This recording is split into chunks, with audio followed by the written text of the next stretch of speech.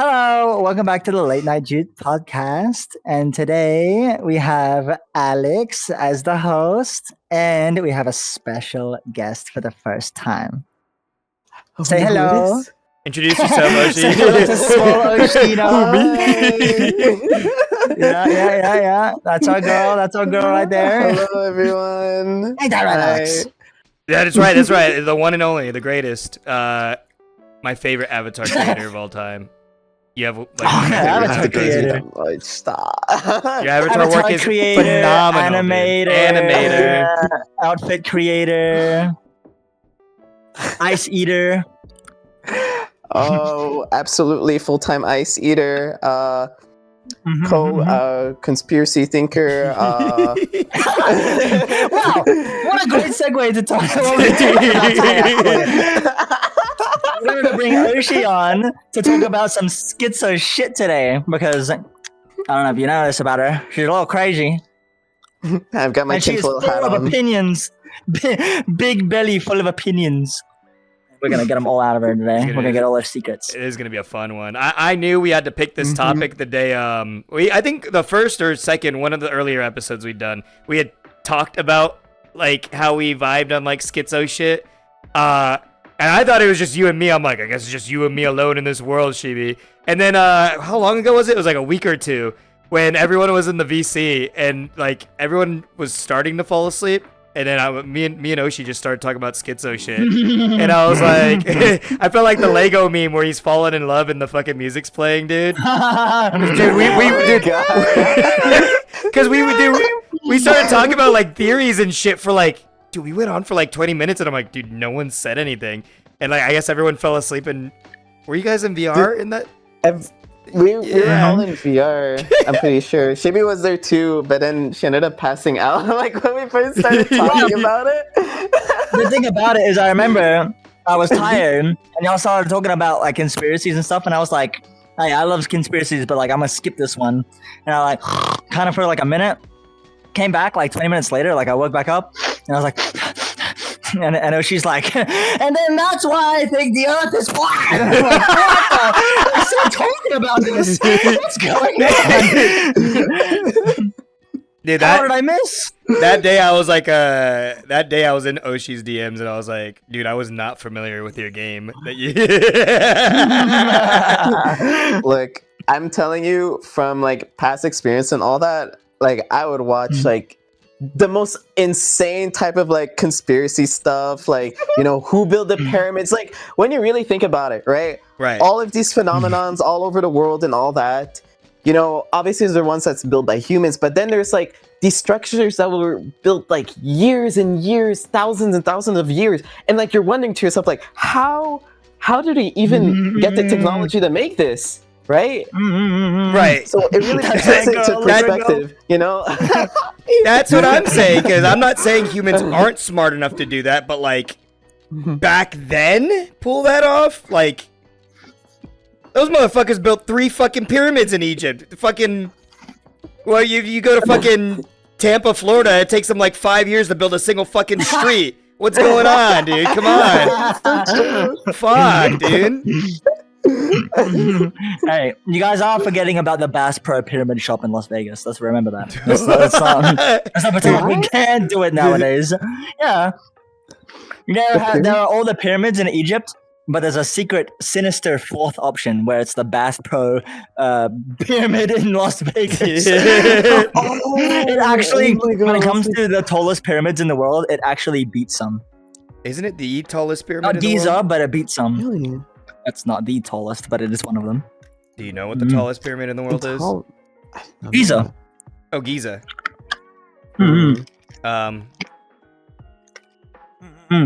is that? It's in Egypt. It's Egypt. Alex, stay with me. I thought those were... That's the pyramid. Oh, okay. Like the big one. Okay. The pyramids of Giza. There's like a couple of them, but fuck, dude. It's like the one big one where like all the the Egyptian scammers are like, oh, let me tour the pyramid for you, and they just like kind of walk you around the base, and they go, okay, $50. Just hold your hand while you just like do the trail. Yeah, it's like you can do it for free. You can walk around the base on your own, but like some like Like there's like just random people that would be like $50 and I'll walk you around the pyramids. You're not allowed to if you don't. But Maybe some people are can't. lonely. They're called whistlemen because they have a little whistle and they're like, shh, no, you're not allowed to go past here. And then you walk past and then they're just like, ah. Dude, I know a scammer from a mile away because fucking going to Colombia like every summer my whole life, like in my younger days, dude. Man, you just know when someone's trying to fucking jip you, dude. It's like, I see. Madagascar on I'm an ignorant white DVD. girl, I'd be perfect. That movie's not even out yet, and it's fucking filmed on a camera, dude. I don't know if they still do it because I haven't like shopped for like DVDs in Colombia in a long time, but I remember like 2005 or 6, dude. My dad would just be like, I came home with a bunch of fucking movies because they just sell this shit on the streets. There's no one stops them. But they're all recorded, at least back then. They were just recorded like in a cinema, right? Dude, I remember watching Madagascar, like one of the movies in that era, like on fucking like the bootleg camera fucking recording that they'd sell on the streets. And the dude drops the camera like in the middle of the fucking recording, dude. By accident, or he just puts it down? No, like on accident. He's just like fucking. Whoa! You hear him like getting it back up, dude. Dude, there is so we watched so many like Colombian like movie stolen bootlegs or not bootlegs. It wouldn't be called, but whatever. Like, dude, I've seen so many of them. There's one where like. There's been a handful where like the guy they just don't give a shit as long as they're like recording the whole movie. There's the guy like I've had the cameraman like just fucking laugh like laughing at the jokes in the movie like I'm trying to pay You know, it's like you're watching with someone else at the same time, right? Yeah, it's like a part of the it's a strange experience, I guess you could say. Yeah. I wanted to say because like back in the past, okay. I wouldn't say I was in the same situation. I didn't have a PC and all that. But what me and my mom would do, we didn't even have cable. We had like this really shitty laptop. Well, yeah, we had a little shitty laptop, and we'd look up these like sketchy movie sites to get like movies for free, right? And it would be exactly what you're talking about, where it's like someone recording it, and then like sometimes like someone's passing by and they have to like lower the camera mid like movie, or like one of the staff members come in. So like a good portion of the movie is like ending.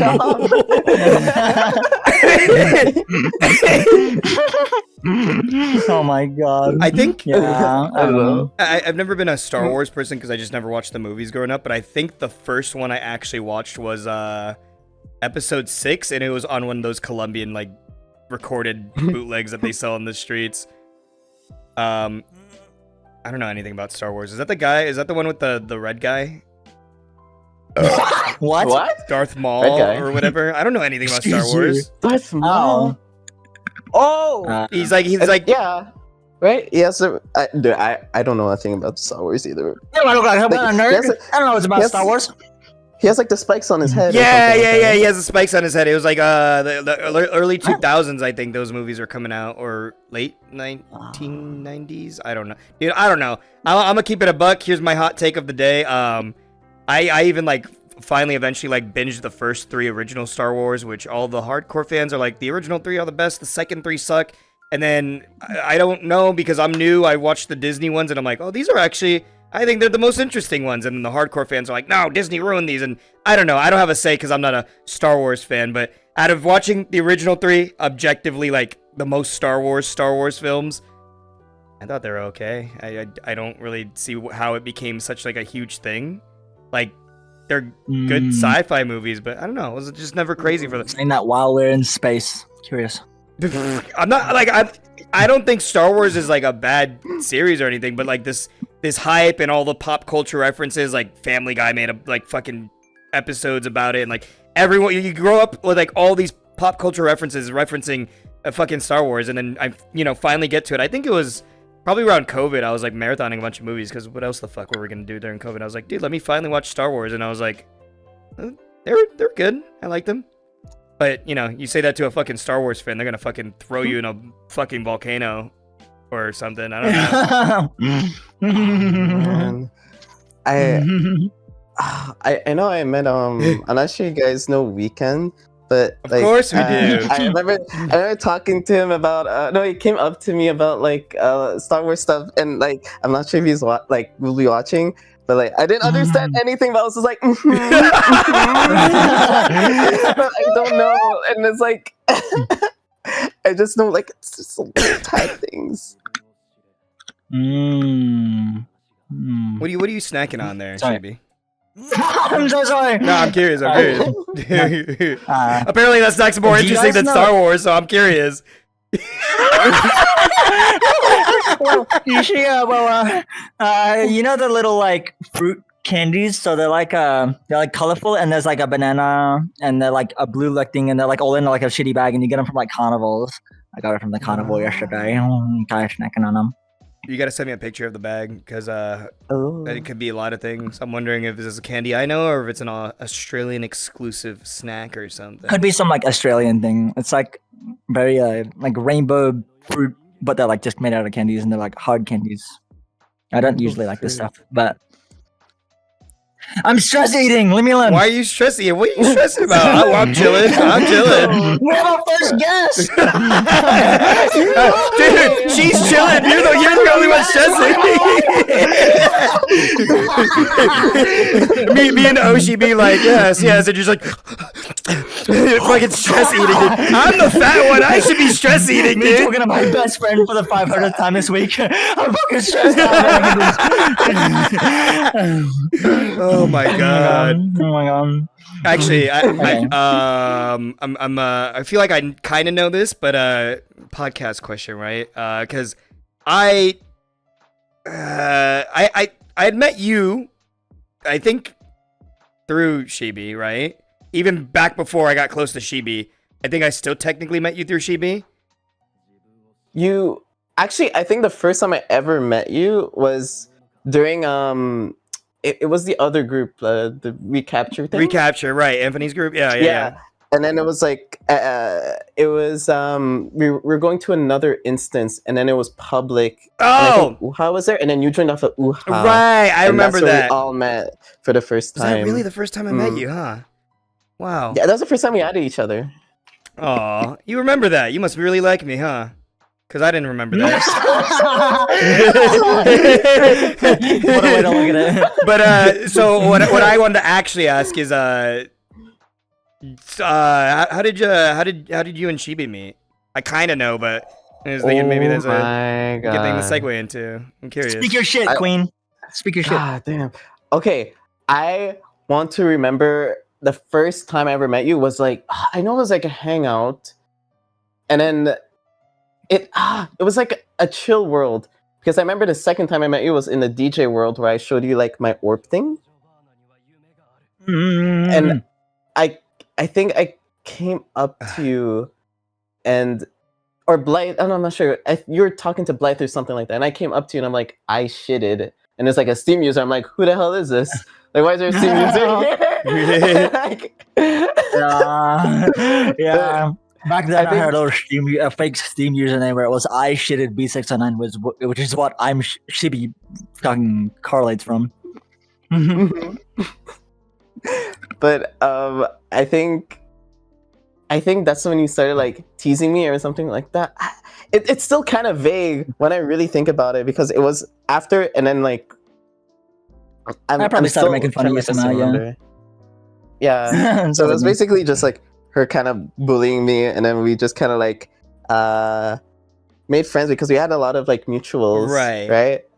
So that's how we kind of like coexisted, collided, So when and you became one. when you guys met, like that's not when you guys got close, right? Because you guys got close like kind of recently, right? No. So it took a while.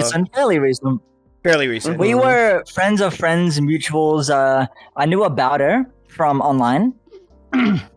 So I knew about Smallish, you know. I think Anthony said a word or two about you. I knew about definitely remember the rabbit hole thing. And like even before that, I remember like a few things.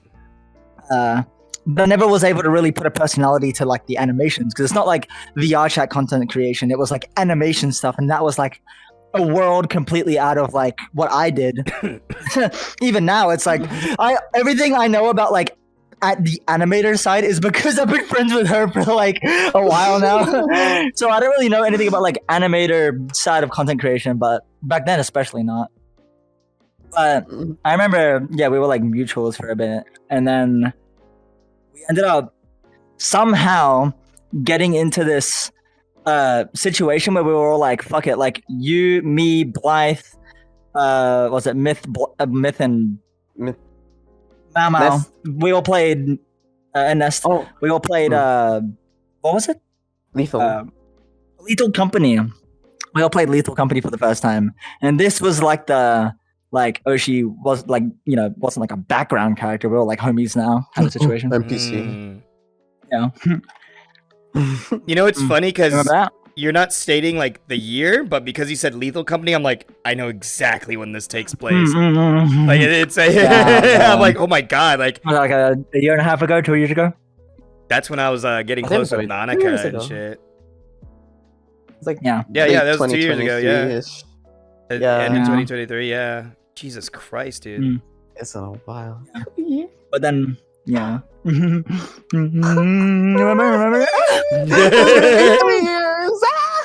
3 years. Yeah, but then we got really close, like after like a.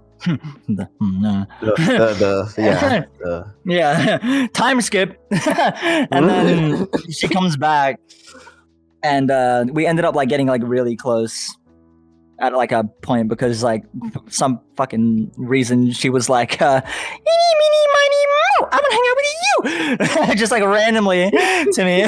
She was like, "Fuck it," and she kind of like gambled on me a little, I guess. Right? I think is when we had like a meeting, right? We just kind of met each other like out of the blue, like, oh my god, like I didn't like realize like, you joined, and I'm like, and then I think that's when we just started talking afterwards, and it just kind of collected. And you went, I remember you and Nest went to go somewhere, or you were going to join Nest, and I was like, oh, like, you know, the person I was hanging out had to hop off, and then I wanted to join on you guys, and that's where we had like, you know, the big talk in that one world, and, you know, that's right. Yeah. mhm. Yeah. And ever since then, she's been stuck to me like glue. Yeah, that's fucking I'm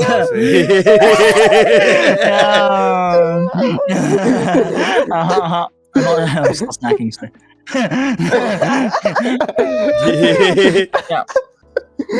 Yeah. I always think it's so fascinating that a lot of the people that are like in your inner circle, Shibi, they're all like how do I explain this? Like orphans. They're all people that just like went through crazy shit. Me, if you consider me, because you know we didn't get close back when we met, but we got closer when I was going through shit, and I just like. That's what I'm saying. It was the same with Oshi. It was the same with Nest. It's the same with like all my close homies. Like I get close to them when like they kind of come to me about like. We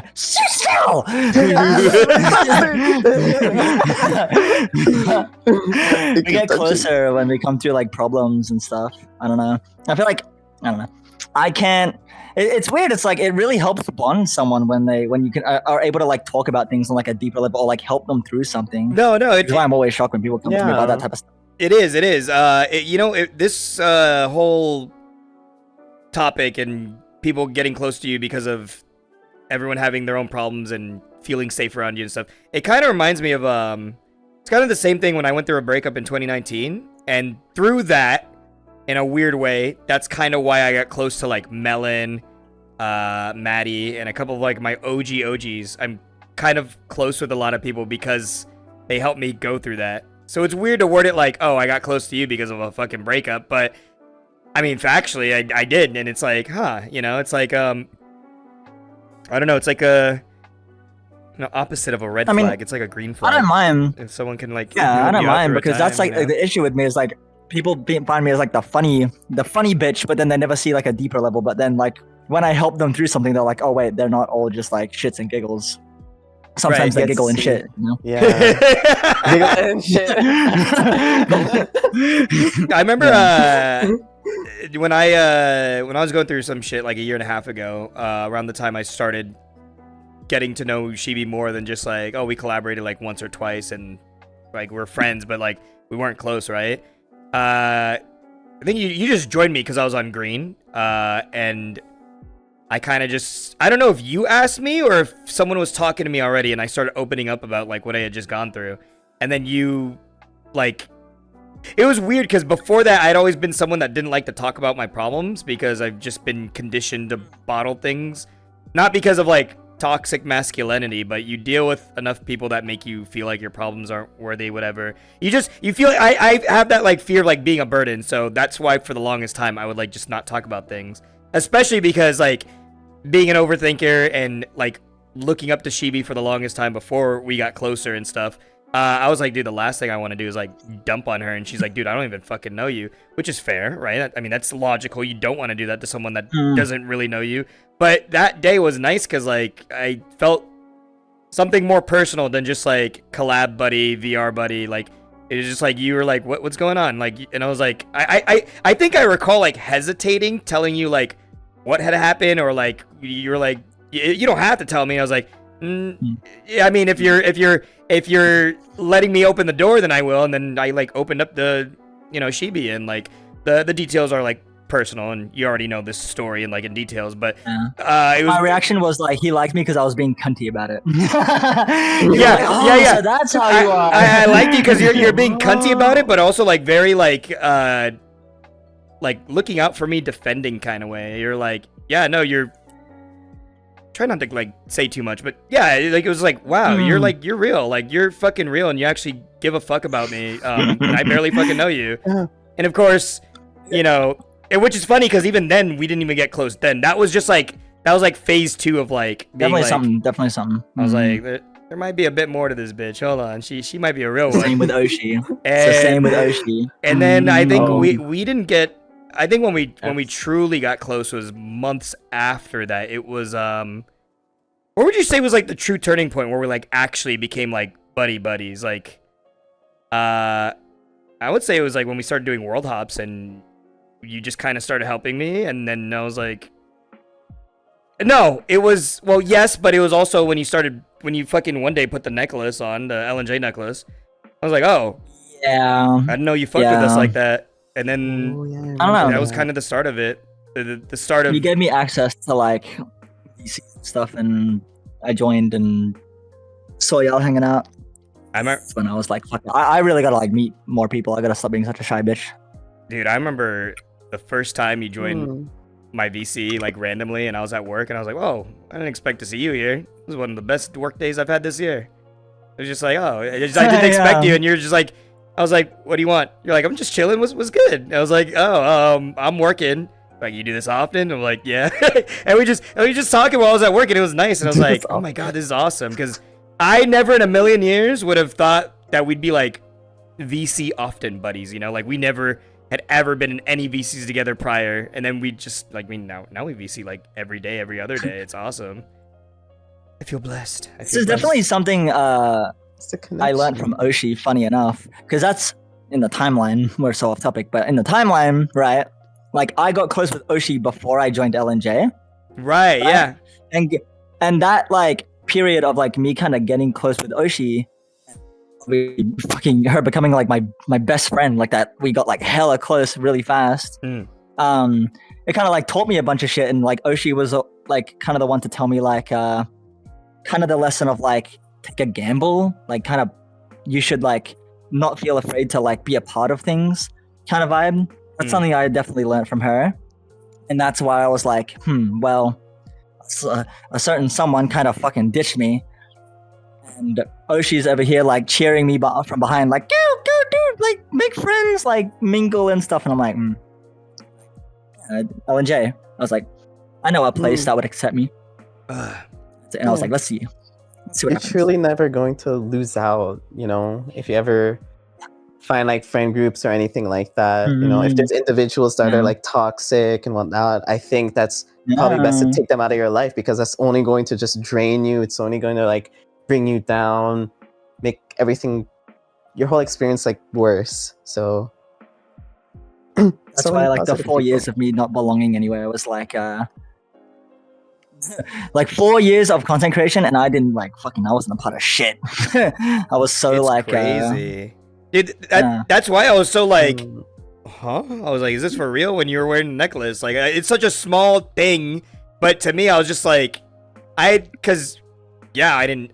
had just been your like friend, close or not, for like a year and a half, but I've still been following you since 2021, so I had never seen you like rep anything or anything. It was just like mind blowing. I don't know if that's an overreaction, but it really was. I mean, I guess it's not, because you said you had other people like, oh, what's this? You had people like coming to you about She it. was didn't you? surprised, yeah. Ness was hella surprised.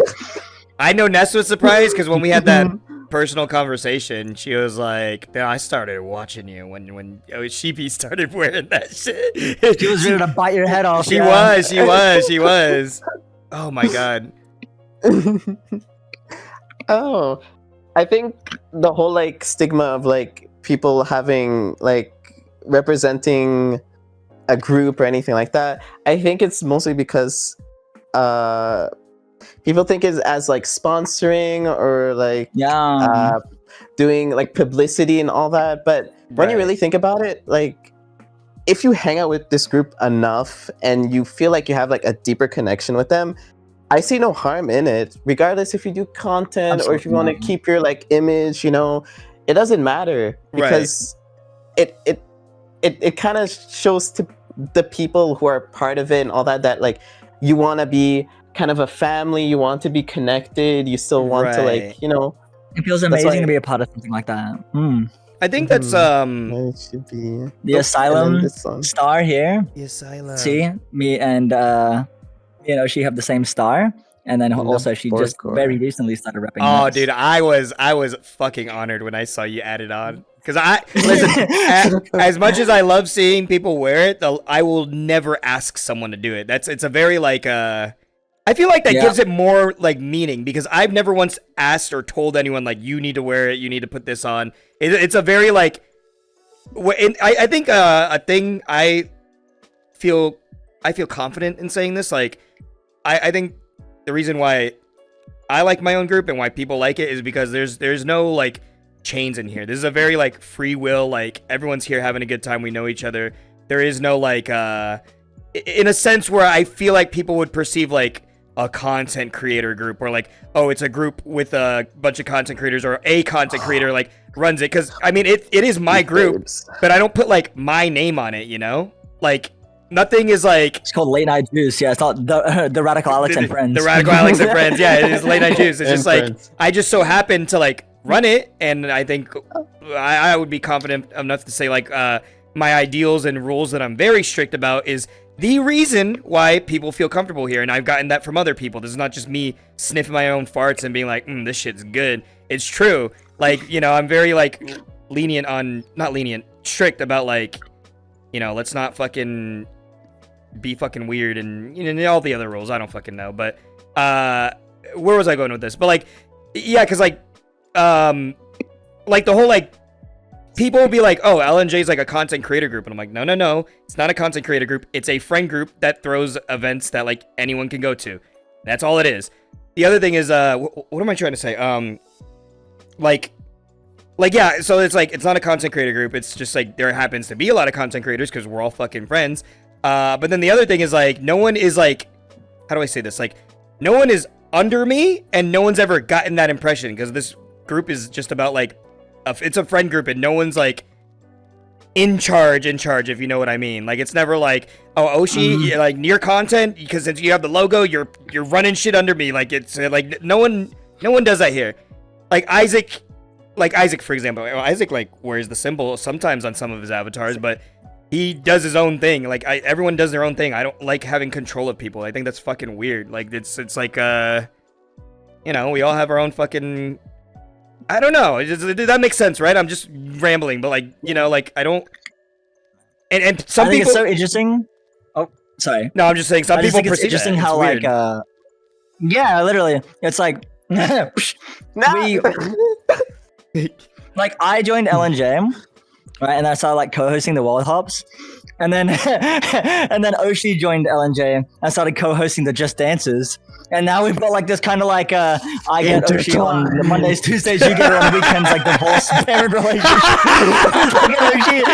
And then me and Oshi come together and we like do like special event nights. Yeah, we made a choose. Now And we it's have so mixed funny. nights. Yeah. Dude, I love it. That's awesome. The fucking karaoke night we did, which was technically a Oshi Shibi event. I had nothing to do with it. I was like, "This is awesome, dude." I You showed up late and well, because I had to DJ another event that I was asked to DJ for. But there was just a budget shit going on. But I like that because again, I love to emphasize. I like to emphasize. This is not the fucking Alex show. This is Alex and like. This is like my friend group. This is just like a group. It's just a group. I don't know. Like, it's like, we're talking about this like a couple weeks ago. It's like, I wouldn't mind if an event happened and maybe what if I wasn't even there? Or like I was out of town. Because I don't have to be there for stuff. We can handle it, right? Of course, of course. Don't even have to look at my hand. You got this. Easy. Exactly. It's like, it's like how we were talking about like when excuse me. I remember I was like, what am I gonna do when I go to Japan? Oh, I'll have Shibi run the world. Oh wait, Oh, I'll have Oshi run the. Wait a minute. Oh, all three of us are going to Japan, huh? And then we're like, Leffy, get over here. He's like, yeah. Okay, I'm kidding. So sweet. But I was like, Leffy, do you want to run World Hop while me, Shibi, and all of us are like out of town? And he was like, would I? And he's like, yeah, it is that simple. And I fucking assure you, people are still gonna go to that shit even though we're not there. Because again, that's the other thing is like, I don't like to like, yes, there's people that are like moderators or like event runners in our group, but no one is here as like a fucking totem pole image. Like I'm confident that like we don't have to be here and like an event will run smoothly and have just as many people. Like it's about the group. Like it's like like Hobbit, fucking Dory, like all these like event regulars, I guess you would call them, right? Which I just call my friends, but for the sake of explaining this, right? Or it's like how like the Just Dance events, they bring a completely different crowd compared to the fucking World Hops. We have people, which is it kind of gave me like a not like an epiphany. I don't know if that's the right word, but like opened my eyes a bit, because I like the Just Dance events, but I was like, I didn't realize until like the last couple of them where I'm like, dude, wait a minute. There's like we've built like an exclusive crowd that exclusively goes to the Just Dance and no other events, and I'm like, well, that means people like these. We can't fucking not do these or stop them or like take a break or anything. Like, it's cool. Like, I'm not good with names, but there's like, I can like visually knowing their avatars. There's like 4 people that always show up to every Just Dance we do, exclusively to Just Dance. Into like no socialization. They just get to like do an event with people. Well, that's like that's the thing. Like, so, okay, initially when I did my Just Dance, you remember when we first started doing Just Dance in the past, right? Like, we would just go to a public world. That's the same way how I would do it. And a lot of the people who have been joining are the people I used to do Just Dance with at the time. And now that I'm in the group, some of them messaged me and asked me like, oh, are you guys doing it again? So, and then I would have to tell them, oh, it's every other week. So it's just more of like I'm kind of introducing them to the group. They don't know much about LNJ. Chino is back, dude. So, about it. They just assume it's a Just Dance group, but you know, I would love to kind of introduce them more to like the other events. I know, what was it Leslie? I love Meow Leslie. Oh my god. Yeah, she started joining only for the Just Dance stuff, but. She was at karaoke. She was there for karaoke. Yeah, exactly. yeah. I was like, woo. So it's nice to see. Talk about how you've been doing like the Just Dance stuff for like ages now, actually, because you've been like a VR chat dancer for a while. Because you were showing me old clips, and I'm like, oh my god, it's Oshi from like 5-6 years ago doing the same shit she's doing today. Oh my god, crazy. Well, okay, so the thing is, we are so blessed to have what we have right now, like the Pi world, the VR dancing world, because back then it was so scud because this was like 2018, 2019 era. it was like probably 10 songs on a wall, and you had to click each individual button. Oh my god! And it was like one video player, and it's like the smallest little thing, but there's like this tinge of like nostalgia and like beautifulness to it, because it kind of I want to say like, think of like playing Legos and like moving on to like building bricks in real life. It's just like you start small and then you like grow and it looks so much nicer.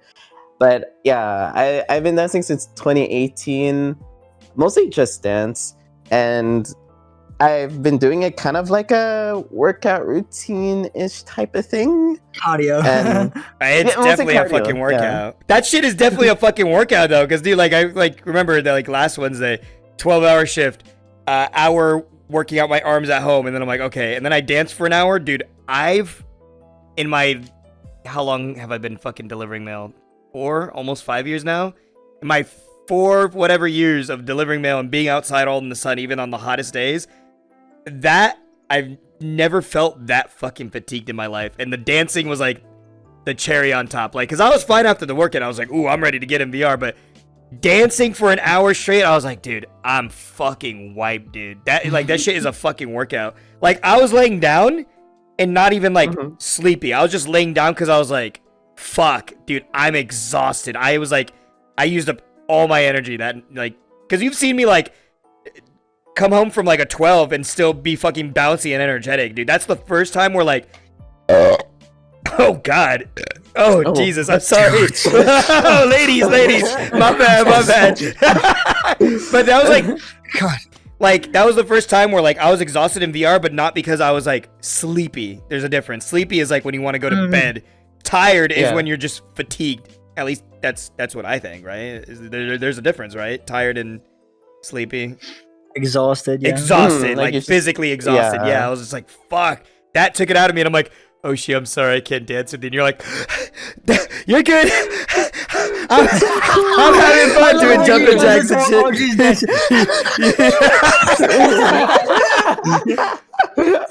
Oh my god. Dude, I think it's the funniest thing where, I don't know if it's like Twitter algorithm or if you put an @ in something, usually I feel like it doesn't perform well or as well.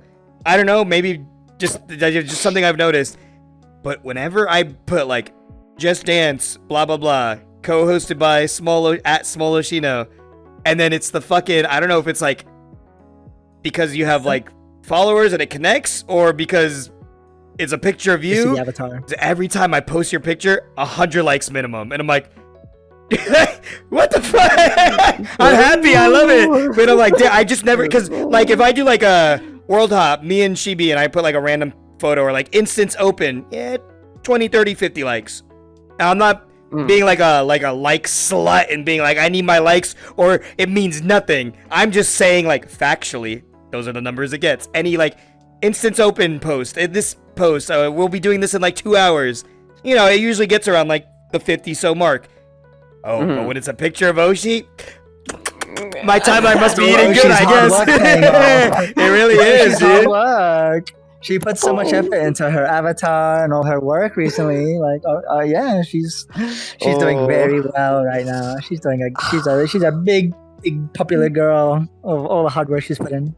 I've been like procrastinating so much lately because of like, I don't know. I think like it's been like mood wise, but I've been kind of like riding like Shibi knows a lot, but I've been kind of like riding through a lot of the wave. But I'm slowly kind of building fast. No. Wait, what? I couldn't hear you from here. I'm so sorry. What was the joke you said? You said she's I heard she's pooky. I'm like, no, I said she's moody. Moody. Oh, moody. I mean, it happens. Like, you know, I think that's one thing. She's so real for it. I think that's one thing I actually like really like about you, in like a relatable sense.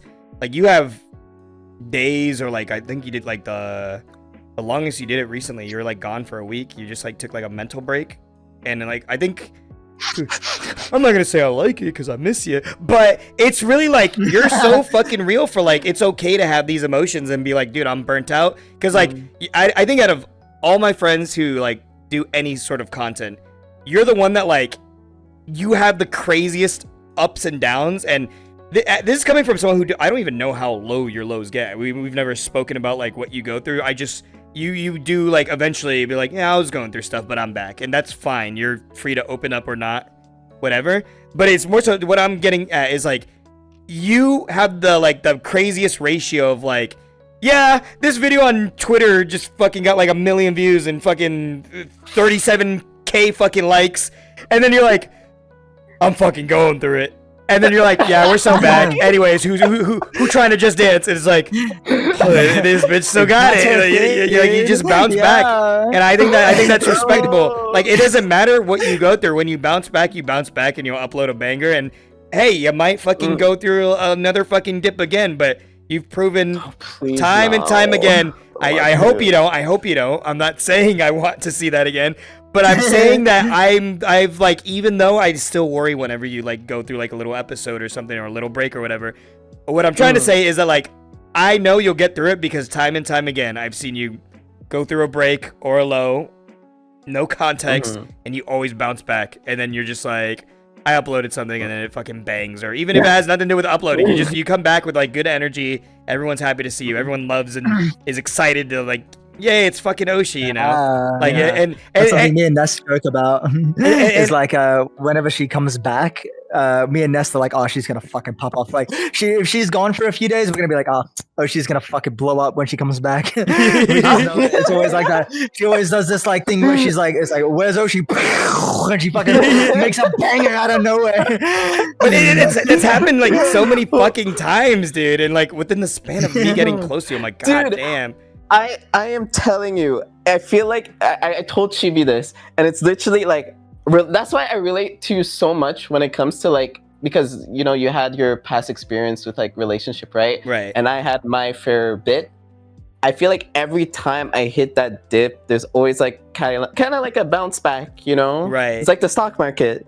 You know, you have the low, it goes down, down, down. And It is. It's physics. It's really physics because like if everything's always here, it's either not gonna be fun or just like it means nothing. If everything's always perfect, it means nothing.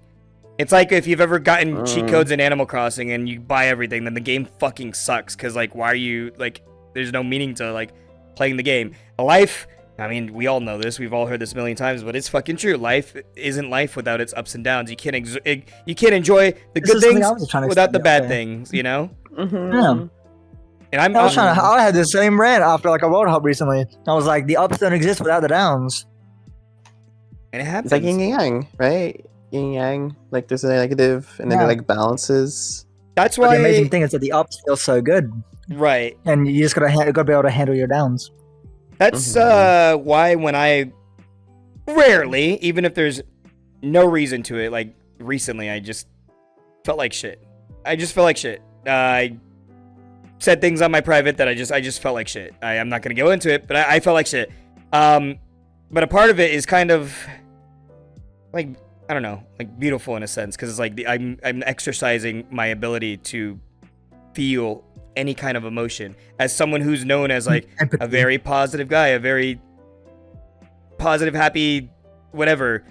And I'm glad people view me that way, but I'm human. I can be sad as well, even if nothing prompts it. I can just get in my head and be like, oh god, like the shit I was saying on my private the other day was so fucking depressing, but then it fucking felt better the other day. There's nothing wrong with like exercising your ability to be sad. I think it's good as long as you handle it well. And I think this kind of connects to like what we were talking about earlier. Like, you can be sad, you can come to your friends about it, you can keep it to yourself, like do whatever you want, just don't stay in that hole too long. But also there comes with a certain balance of like, you should never feel like a burden talking to your friends, but there's a certain way to handle it. Like, you never want to like be known as someone who's like completely miserable. You can come and open up to your friends when you need that help or advice or something. But then there's a difference between like, holy shit, you are fucking like miserable and you can't like take any advice and stuff. It sounds sour, but we were talking about this earlier, like not to be sour, but I'm saying this because there's like a balance of how to do it. Because here I am saying like, I've seen Shibi again secretly, like I don't really like hear details, like when she goes through stuff or whatever and has a day or whatever, she doesn't really like talk about it, and that's fine.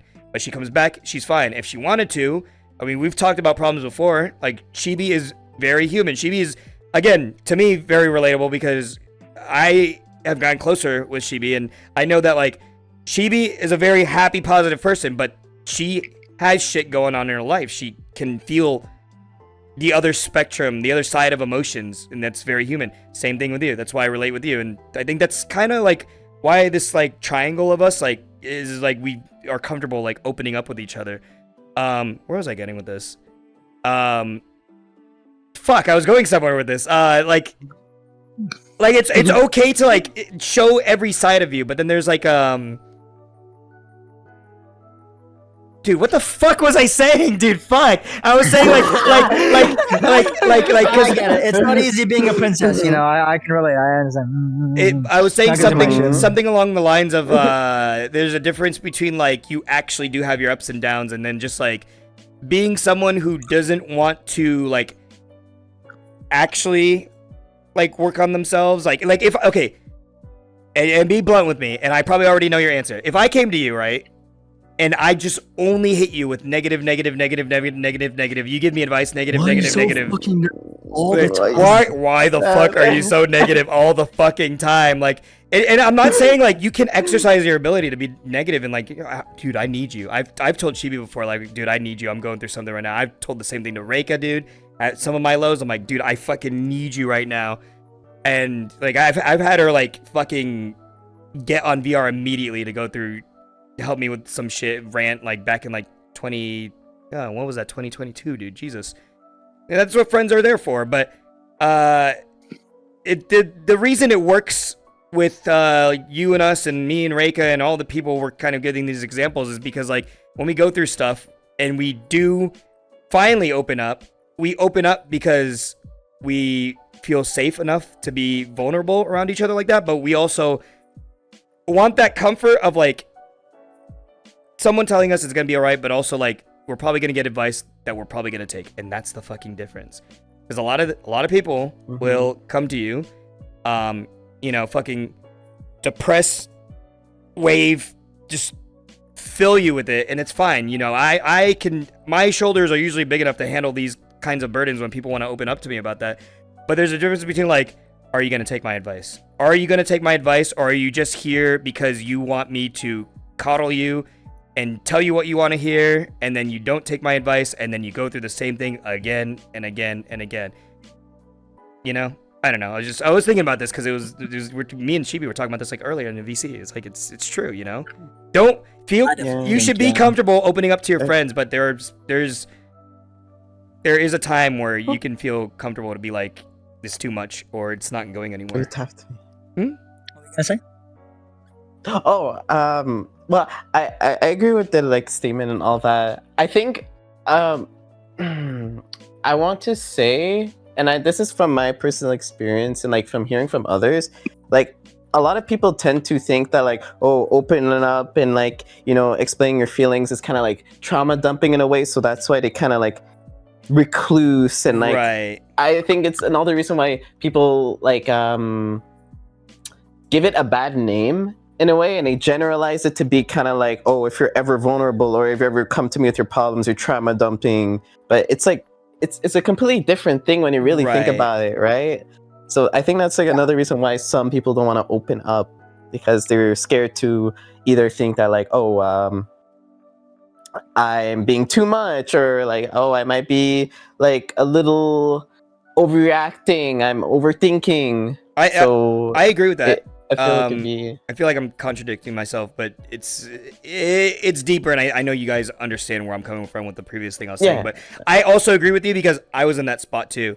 For me, it was never like it's like a toxic masculinity. I can't talk about my feelings. It was like years and years of fucking just being conditioned by shitty people that like when you open up about things that are serious and people being like, I don't fucking care. Like when I went through that 2019 breakup, dude, I was like, dude, I haven't spoken to anyone in 2 weeks. Someone I used to be very close with. I was like, what do I do? Like, dude, I don't fucking know. Go outside, like walk, dude. Jesus fucking Christ, dude. Like nobody fucking cares about your problems. That shit is such a small fucking sentence will fuck you up for so long, because you'll be like, I guess my problems really don't matter. And it's crazy because, yeah, that's one person's opinion, but that will fucking, it's exactly what you're saying. You like something like that will make you afraid to open up because it's kind of ties in, like, for me personally, like my fear of rejection. That's why I'm afraid of a lot of things. But yeah, I get that. And that's like, it's fucked. People think they can't open up. And I'm saying that you should open up. I think it's good to open up when you're comfortable enough. You don't have to, but it's good to open up to the right people. And if you're going to open up to them, then take their advice when they're trying to help you. Because if they're giving you advice, it's because they actually care about what you're opening up to them about. Hell yeah. I'm glad Oshi opened up, because Oshi isn't the type of person, at least old Oshi wasn't the type of person that ever opened up about their feelings. So one day they came to me and they were like, Shibi, I need to tell you some shit. And then just like the fucking like atomic bomb of just like all the shit like Oshi's been going through in like the past year. And I was like, God damn. And I was not like expecting Oshi to come to me of all people about any of that, but I was like the first person she came to about it. Holy. And I am so glad. moly. I don't regret a single thing. Grabbing another beer. Best decision of your life. So best decision of your life for me as well, because like fuck, God damn. We would never have fucking been as close as we were. Like, oh man, I don't know. I loved that. That was amazing. It kind of makes you think like what reality would happen. Like, what reality would we be in if we never have met each other? Imagine if we bottled all that up, and then we never hung out. Like for those few months that we hung out. Dark and got close. timeline. But my ass would be off the grid probably. Yeah. Fuck, man. I wouldn't be here either. For sure. I would not be a part of LNJ. I would probably be like locked away. If I think about it still. Like mentally or like in a locked away in like, more like just because I never like Oshi really is like one of the reasons on why I like wanted to be a part of a group, because like Oshi inspired me when it comes to like reaching out, because she reached out to me and she was like the most person that's ever reached out to me for something like that ever in my entire life. Mm-hmm. And I think it was like that connection that made me realize like if I never like, let's say I was the old Shibi, right? And I mean like old Shibi, or she would have came to me and I would have been like, oh, like, I don't know, don't know what to tell you, boss. I would never have like, opened up and like actually tried to help. Right. Because back then I used to value myself as like, oh, I don't want to make too much of a stance. Like, I don't want to be too opinionated. I just kind of want to like, I really was just like throwing my content on the platforms and then just like, and just like disappearing. It's like all I ever did for so long. So me like locking in like that day you came to me and like actually like opening up about my past and like giving you like genuine like one-to-one like help. It's like not Shibi coded at all, but I did it. now it is very Shibi coded, but I want to say in the same way as well, like having to meet you and to introduce me to like so many wonderful people, because I like how you said it, you would be the one to just like put out content and then like hide back. I was the exact same way, and I feel like I was always scared because like I'm naturally introverted, so it's hard for me to like kind of reach out to people, right? And I think having to talk to you and you kind of helping me out and pushing me to also it's also kind of reaching out. We both kind of helped each other when it came to that regard, I feel like. Yeah. And nowadays you're helping me more than anything else. It's funny because I wouldn't be here at this current moment in LNJ, not like that way, but like talking and meeting so many like incredible people. Like that's why I am so grateful to have ever met you, Shibi. On the podcast. You saw the video. dude, that's I think I talked about this before around my birthday, that you made like this birthday video for me that was like this giant like appreciation promise that we made when you got close to me, and I can like actually get into it now, like whenever she does that shit with me, when you do the thing that you're doing right now, my like little cold, dry, fucked up evil heart kind of goes like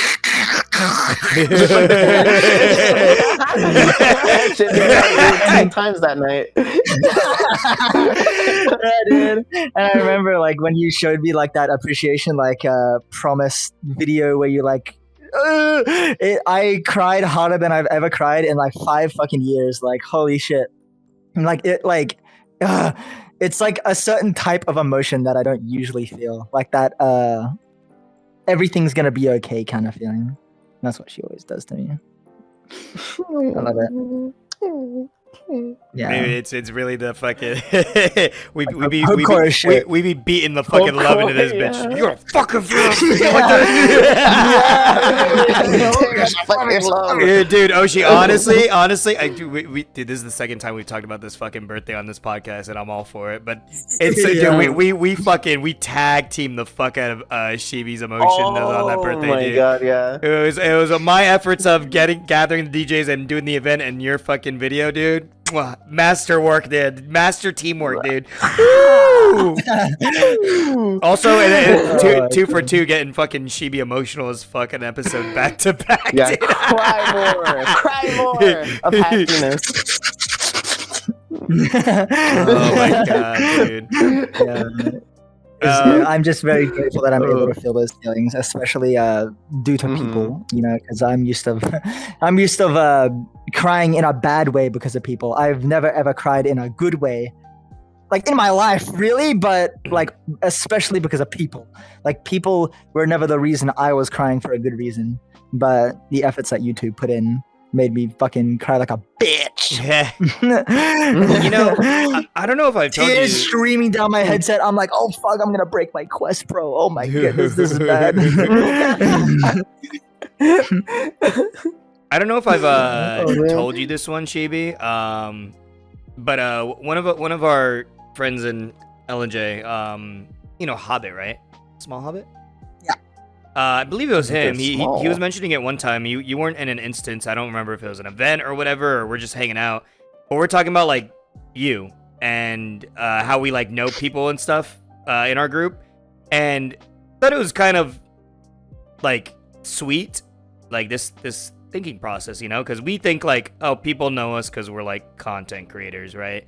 But no, there's people in our group that don't keep up with content creators, and I believe like I'm paraphrasing this, all right, but I believe Hobbit was essentially trying to say like, oh, I didn't even know Shibi was a content creator. I met her through LNJ and like the World Hops, and she's like really funny and cool. Like people liking you because you and not because you're a content creator, and you know, VR chat mindset of like content creator, good, they're special. It's like no, please like me for who I am.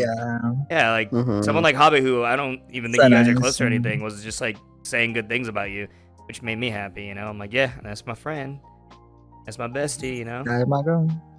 oh my god. This is Oshi's episode. Let's talk about Oshi. Oshi. Speaking of Oshi episode, I did want to add to what you were saying, like regarding like the whole like content creator good and all that. Oh fuck! I just had it in my head. I don't know when it comes to some creators and content creators and all that. I'm not sure if you guys ever like witnessed this, but say for example you're going through some shit, right? And you do content and people are like, oh my god, you're doing so good, oh my god, like cheer you on, and then you suddenly stop, and then like it's like radio silence. Has that ever happened to you? Like someone's really close to you only because you make content stuff, and that, oh my god, that's the worst. You know, I Why I feel was like so locked away from my first part of my content creator like kind of thing going on, because I had a lot of people. But if I wasn't like Shibi back then with the numbers that I was getting, because remember, like I was on big numbers back then, and then it, you know, because I took a huge hiatus and all that, I lost a lot of people. A lot of people that just started dropping just over and over again. So yes, I have definitely seen that. You know, not that I know of, but I don't think I can relate to this one, unfortunately, or I guess fortunately. Unfortunately for you guys, like I'm sorry you guys like have experienced this. I don't know if it's because the way I am extremely selective with keeping people closer to me, but I guess I'm blessed that like everyone I keep close is friends with me because we're friends, and because I've always stayed consistent enough with content, but I'll go like a couple weeks without uploading stuff, and then I still have people talk to me. Like I'm thinking, like I don't know, I think I'm confident enough to say I don't think I have anyone like that in my close circle, at least. Outside circle, I probably just don't keep up enough. But man, that's crazy to think about. I stopped making things in like 2023, and without saying names, like a lot of people like kind of stopped fucking with me, and they kind of disappeared, and then all of a sudden I went from like the oh my god, like Shibi's so cool and quirky and like we like how crazy she is, to like Shibi's kind of annoying, like look out for Shibi. And then like there was like people going around saying like, oh, avoid Shibi, she's annoying, like she can't read a room and like shit like that. And I was like and then that's why and then that's why I was like, fuck this, like the second my content stops mattering, it seems like I stopped mattering, coincidentally. Yeah. People tend to tie like, especially content creators, to just like their relevancy, Right. And I think that's very disingenuous.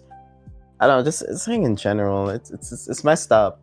Yeah, I don't. But it's so fucked, dude. Like, I'm trying to think of someone who like doesn't.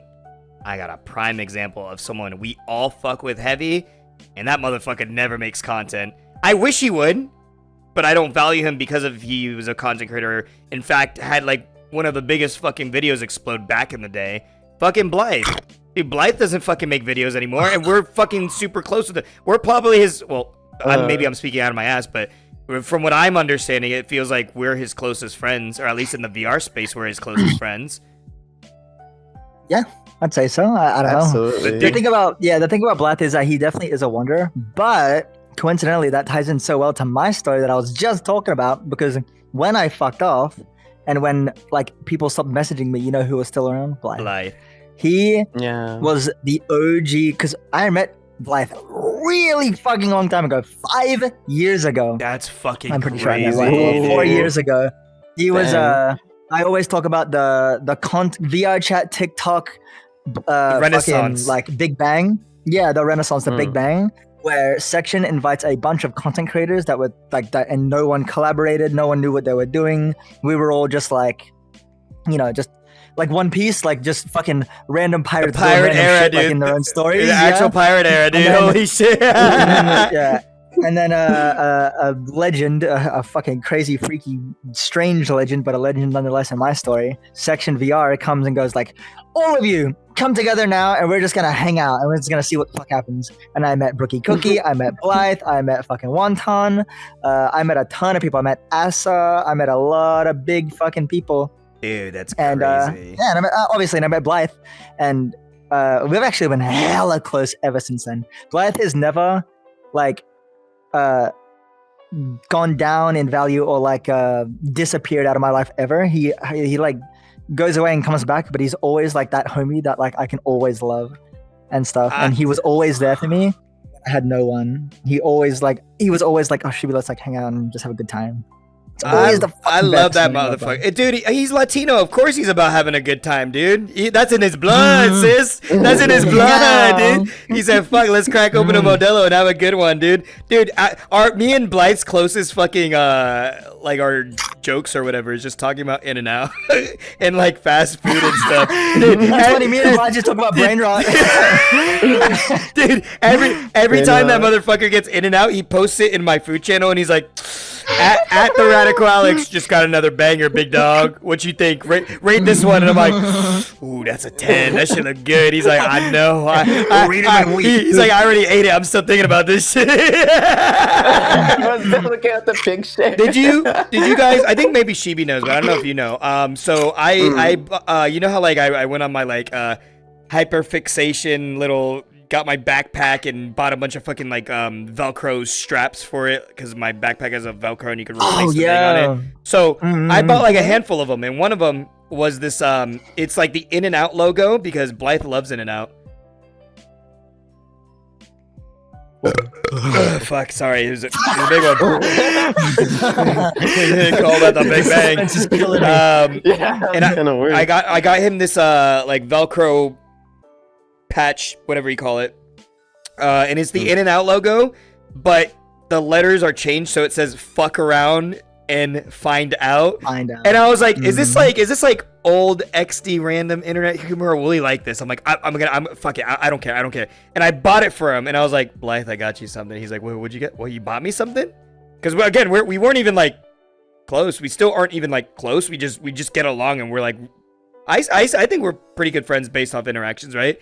And I'm like, yeah, I got you this. And I showed him what I got him. He's like, oh, dude, what the fuck, dude? I love this. Well, and he's like, you know what? I'm bringing a backpack to Japan just so I can rep this, and I'm gonna give it to him when I go to Japan.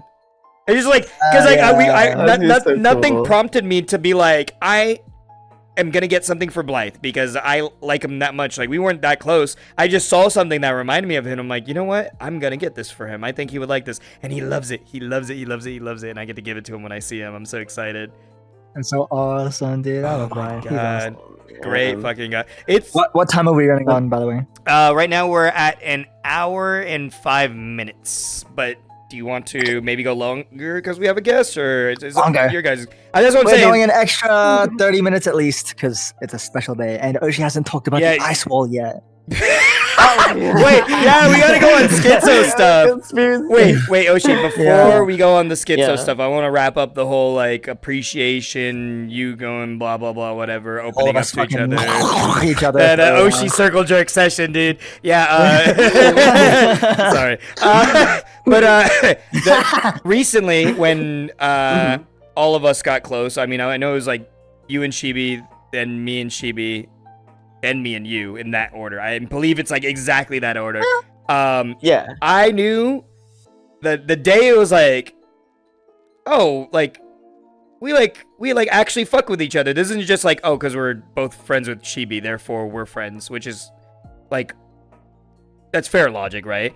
But the day I was like, oh no, wait, you actually fuck with me, is the day. I don't remember if I opened up in that campfire first or if that was after. Or if I think that was first, but it wasn't that. It was when we're on that boat, just you and me, no one else. I think Blythe. Actually, funny enough, we're just talking about Blythe. I think Blythe joined us after, but it was just you and me, just talking, and you were just opening up about like your lore. You remember that day? Oh. And- Yeah, I don't think it was Blake. I think it was yeah, it was you. Or was it me, Azura? And I think Nexi. No, Nexi was there. Someone. I think you, me, Nexi, and then Uha joined after. Oh, I remember Uha. I definitely was like remember Uha Uha. joined. Yeah. Yeah. But that day I was like, oh, I think I get it now. I understand it now. Like we're friends. Like we're like, yes, if we're mutuals, we're friends, but we are like actually friends now. Like you wouldn't open up to me like if you didn't give a fuck about me or if you didn't consider me close. Knowing you and like no, like you're not someone who like, from my perception of you, I don't fucking know, but whatever. My point is like that day I was like, yeah, we're friends now. Cool. This is awesome. Like it was. Wasn't that when the fucking good- she likes me thing was going She on? likes me. I think so. That's based off of it? Did I I mean that's an old Maddie meme.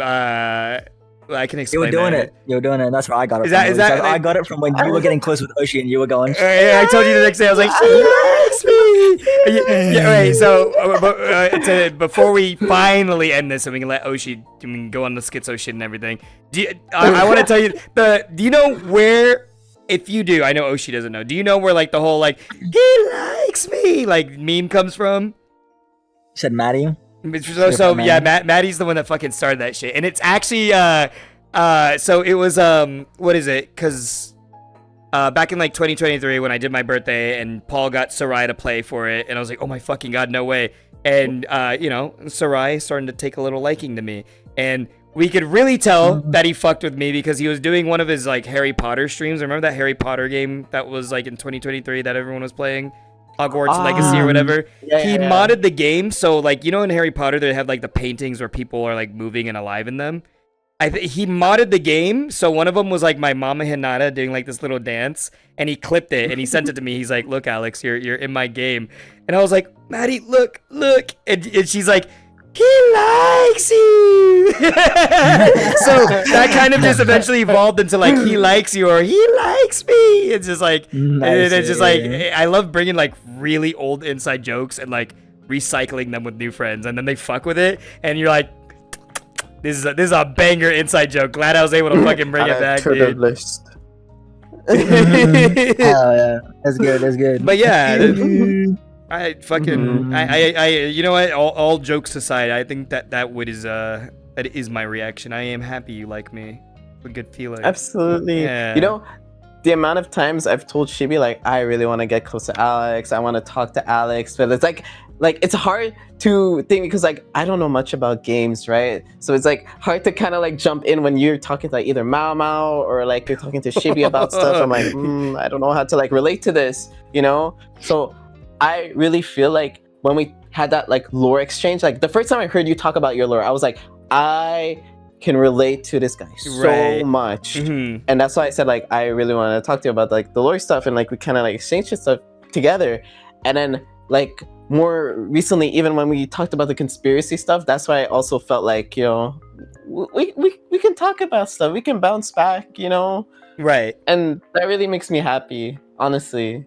It does. The Japan stuff, so. Dude. Oh, if we aren't close now, which we are, that's gonna be a fucking experience. I can assure you right now, the day I fucking leave, I'm crying, dude. I already know I'm gonna get so attached to you guys. I'm gonna fucking cry when I have to leave. I don't want to think about it. But just so I'm gonna be holding on to Oshi's hand like you're coming with me.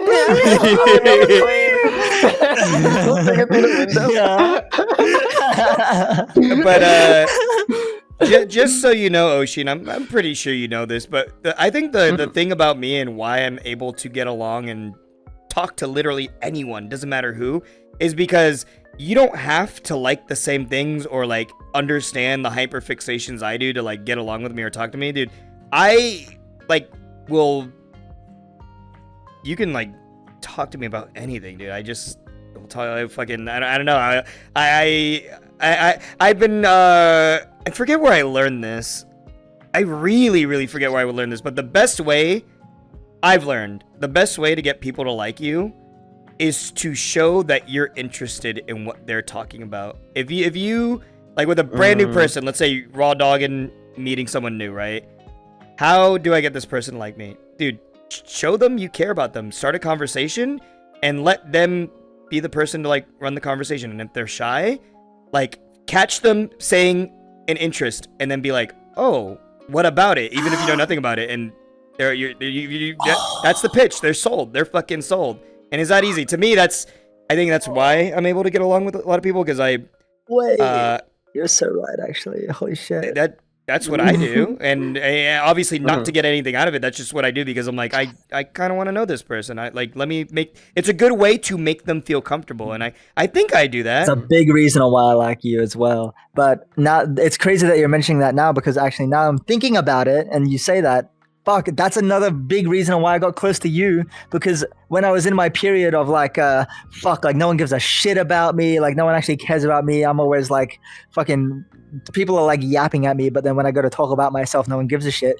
You were like, when we were like getting close and you were like hanging out with me, you're such a fucking like yapper when it comes to like, so Shibi, what do you do about this? So Shibi, what's your favorite color? So Shibi, what's your favorite dinosaur? And like, you just like fucking, you'd like inject into my life so much, and no one ever fucking does that. No one gives a shit about my interests, but Oshi loves my interest. She asks so many questions about it, and she's also the first person that I know about that like asks about my lore, because usually when I'm like talking about my past and shit, people are like, oh damn, that fucking sucks. Anyways, fucking Oshi is like, holy shit, I need to know every single detail, and she like fucking and she like asks all these little questions, and I'm like, oh fuck, I love it when she asks this shit, because it makes me think, and then I remember my story, because I've got fucking like, you know, residual trauma that I don't remember like most of the actual bits and pieces, but when she asks, I'm like, and then I do remember, you know. So I'm so fucking glad. I love it when people like actually like aren't like, they're not like selfish, and they're selfless, and they want to ask about other people and like get, because I feel like I'm always like asking about people's lives and stuff.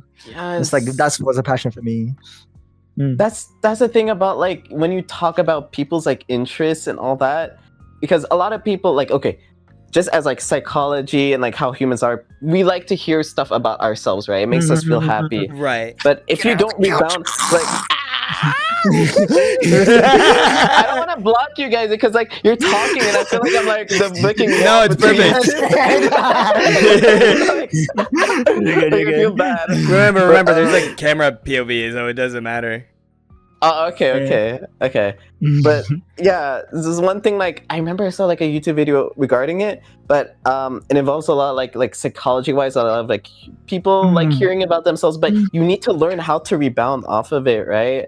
Like if someone says something, they could be like, oh, what else about it and all that, and then like they'll sing it. It's like a trading thing. Obviously, you're better at it than like I am, but it's just something I always kept in mind. But I just love it when people ask, when people are actually curious about people. I wish I remember who I learned that from. I don't know if it was my uncle or my grandpa or my cousin or someone. So I learned that, and I've never forgotten about that. I'm like, huh. And it's true because like in human nature, everyone likes attention. We like to feel visible. And the older you get, the more you want to talk about yourself. That's like a funny thing about it. And I get it. I mean, like, I get it because, like, I'd be at VC like, hey, Shibi, did you know in Mega Man 2 Quick Man's moves? And it's just like, he's like, wow, that's so great. That's awesome. It's like, but and I get it. And that's also why I feel comfortable with you guys, because now that I've gotten through make them feel special, now I can open up and talk about myself and they're interested. It's like today when I was like, oh, you want to see one of my favorite skits? And you're like, yes, King, show me. Okay, you didn't say that. You didn't say King.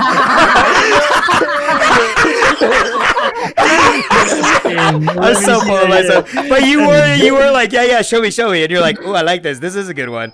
It's like, Oshi, I've done that to Oshi a million times, dude. I'm like literally, I just like go on my TikTok and I'm like, Oshi, let's scroll through my stuff. Oh my god! Tell me your opinion on each one. Is Oshi our attention punching bag? Do you like this, Oshi? Am I cute? Do you like me? Oshi's so approval, dude. Oshi, you know what's funny? Speaking of the whole like make someone feel visible, like it's always a good way to get someone to like you by making them feel special, by letting them talk and showing interest in them. Kind of, not exactly segue, kind of, but like that's kind of why I'm not gonna lie, the whole fucking I'm coming clean here, but the meme, I actually forced that stim so hard because to me I was just like this seems like some stim that this is gonna be me and Oshi's stim. I actually brainwashed you and forced it on you, and then you ended up liking it, and I was like, yep. I want to be honest, like in our little circle, I think I've gotten a stim from every single person. Like Shibi does a. It's like I've done it so many times. And then like Mama's like the like the high pitch. Yeah, you do that, and I think it's Mamo sometimes. And I'm like, where the fuck? He's not even in this VC, and I'm like, oh my god, you're like a skinwalker. You're copying all of us. You should see the stim she gets from Ness, dude. She's literally becoming a little mini Ness. I fucking love Ness. Every time she does her like little like princess attitude, oh my god. It's like Oshi has literally been becoming a little mini Ness, dude, because now, like, whenever I ask anything of Oshi, she's like, $50, and then she hits me with this fucking shit. I'm like, no! I've been dealing with Ness bullshit for 4 years, now I'm gonna do this all over again. Dude, that makes me think of one of those memes where it's like Ness died in 2024, Oshi born in 2025. Welcome back, finding a Ness.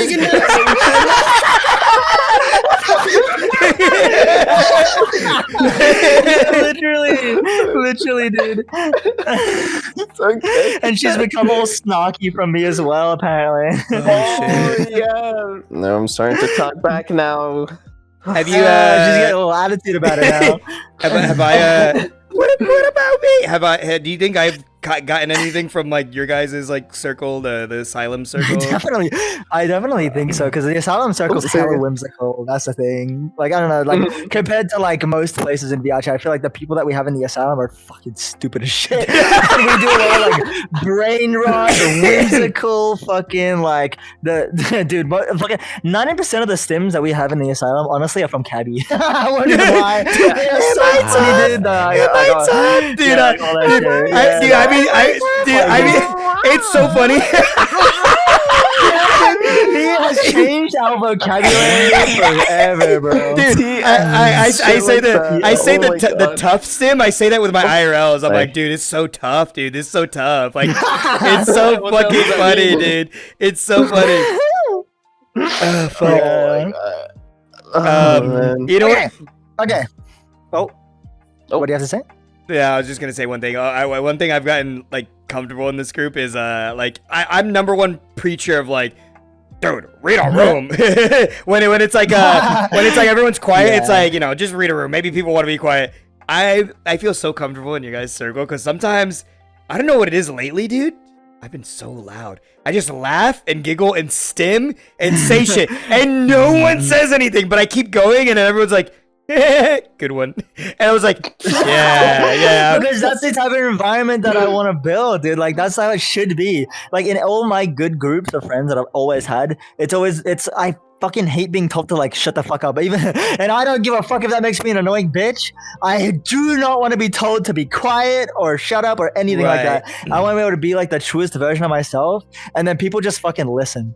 You know, I feel like that's the best type of group is, like, you just stim, like, fucking 90% of the time, I'm trying to work. I hear fucking Oshi going, like, just in the background, just fucking constantly, like, humming to herself, stimming, making little fucking sounds.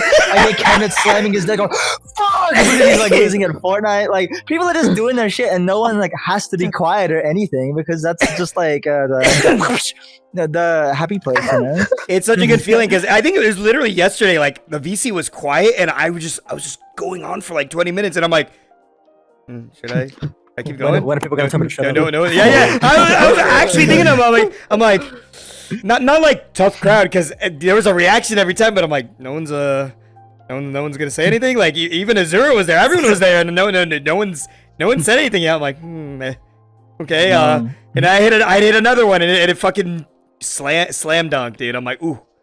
Oh, maybe I'm funny. Maybe I'm funny. Hold on, wait.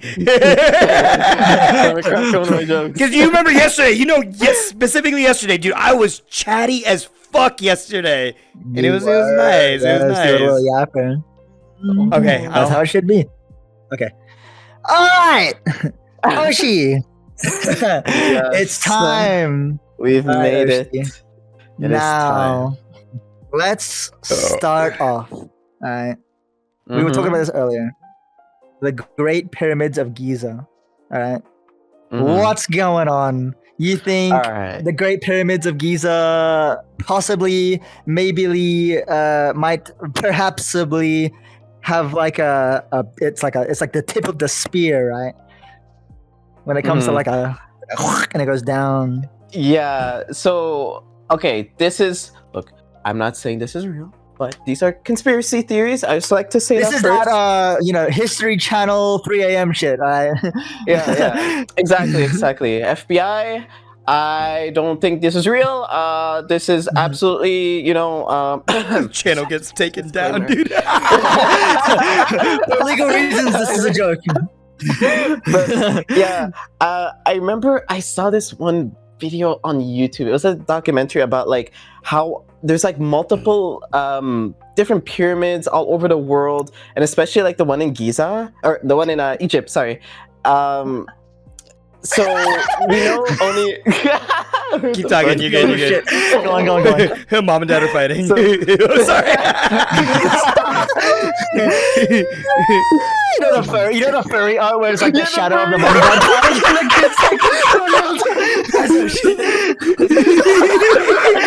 Shadow casting over me. I gotta be the alcoholic one because it's in character.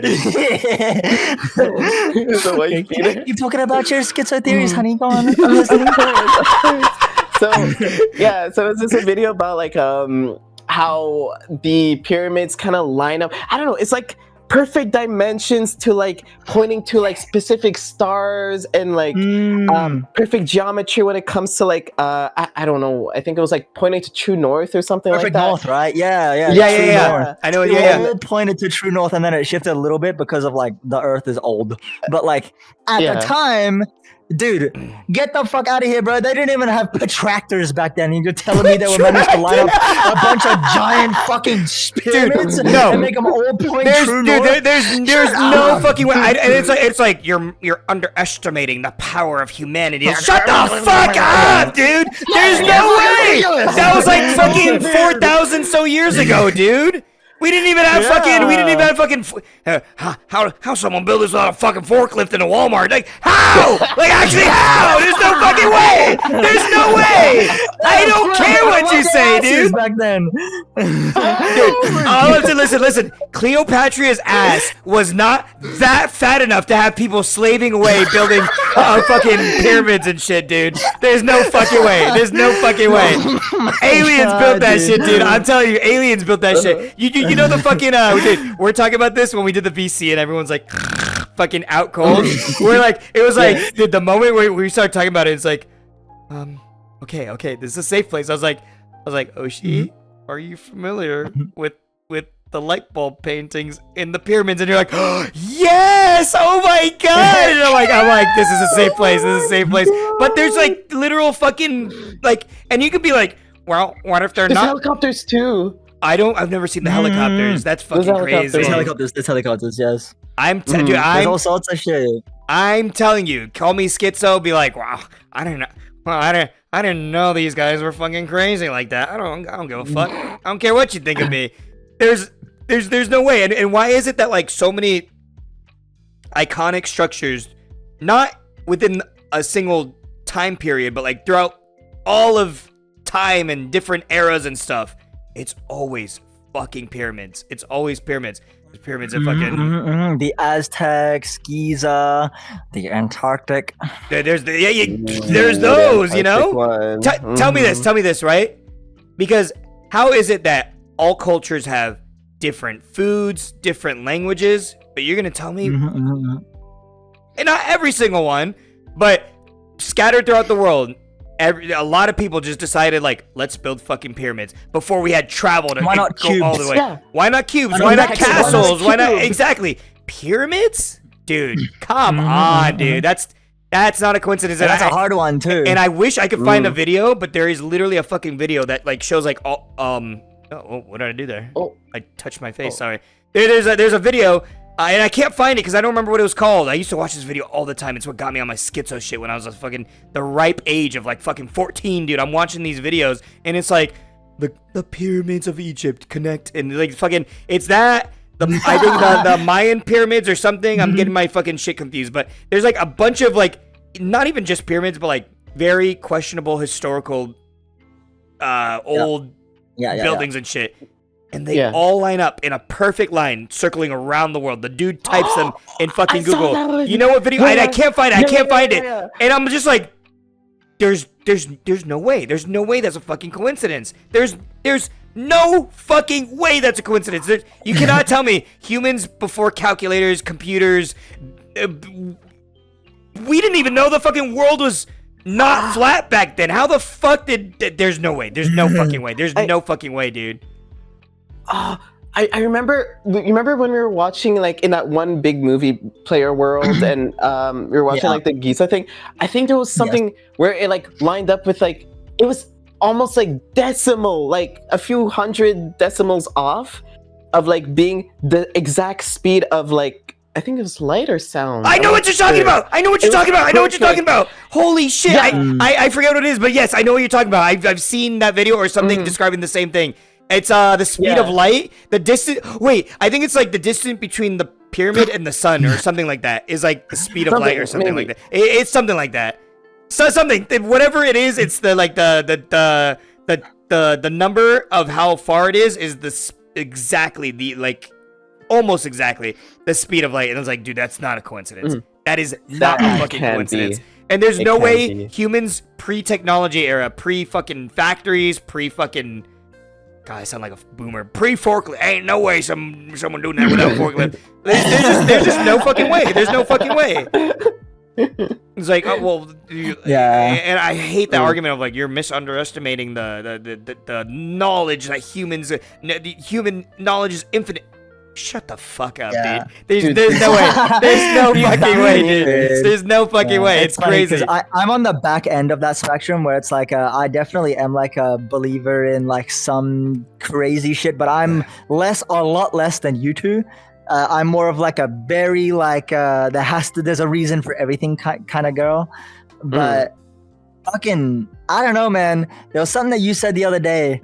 About fucking and this is getting for legal reasons, this is all speculative, but when fucking hundreds and hundreds of police officers all gather around a fucking a mall in Miami one time, Miami Mall, and there's all the photos have been taken down, all the videos have been taken down, and all the security footage wiped off the face of the earth. We don't know what happened. Hundreds Literally. and hundreds of police officers all in one area, and it's like, oh, what was that about? Like all the people that live in the area, and they're like, what was that about?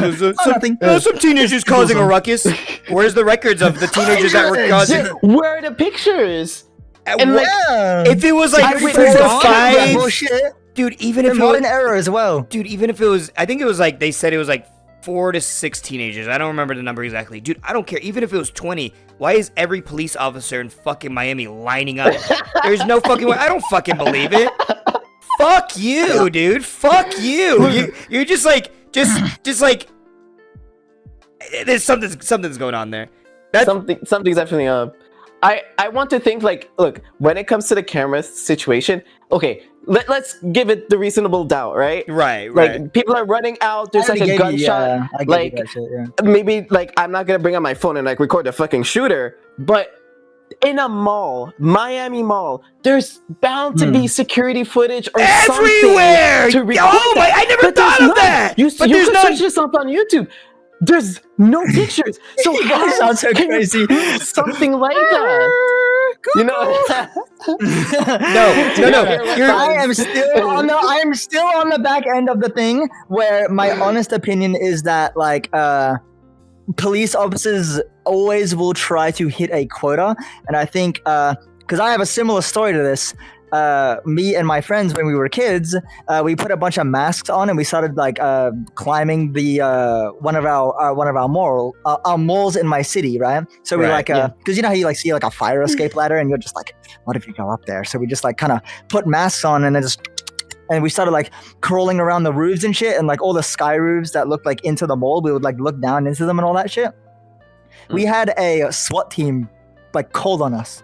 Like an actual like because we heard that the security guard was like, get down from there, and we were like, oh shit, and then we ran down and we went to our homie's house, and then we were like, whew, that was scary.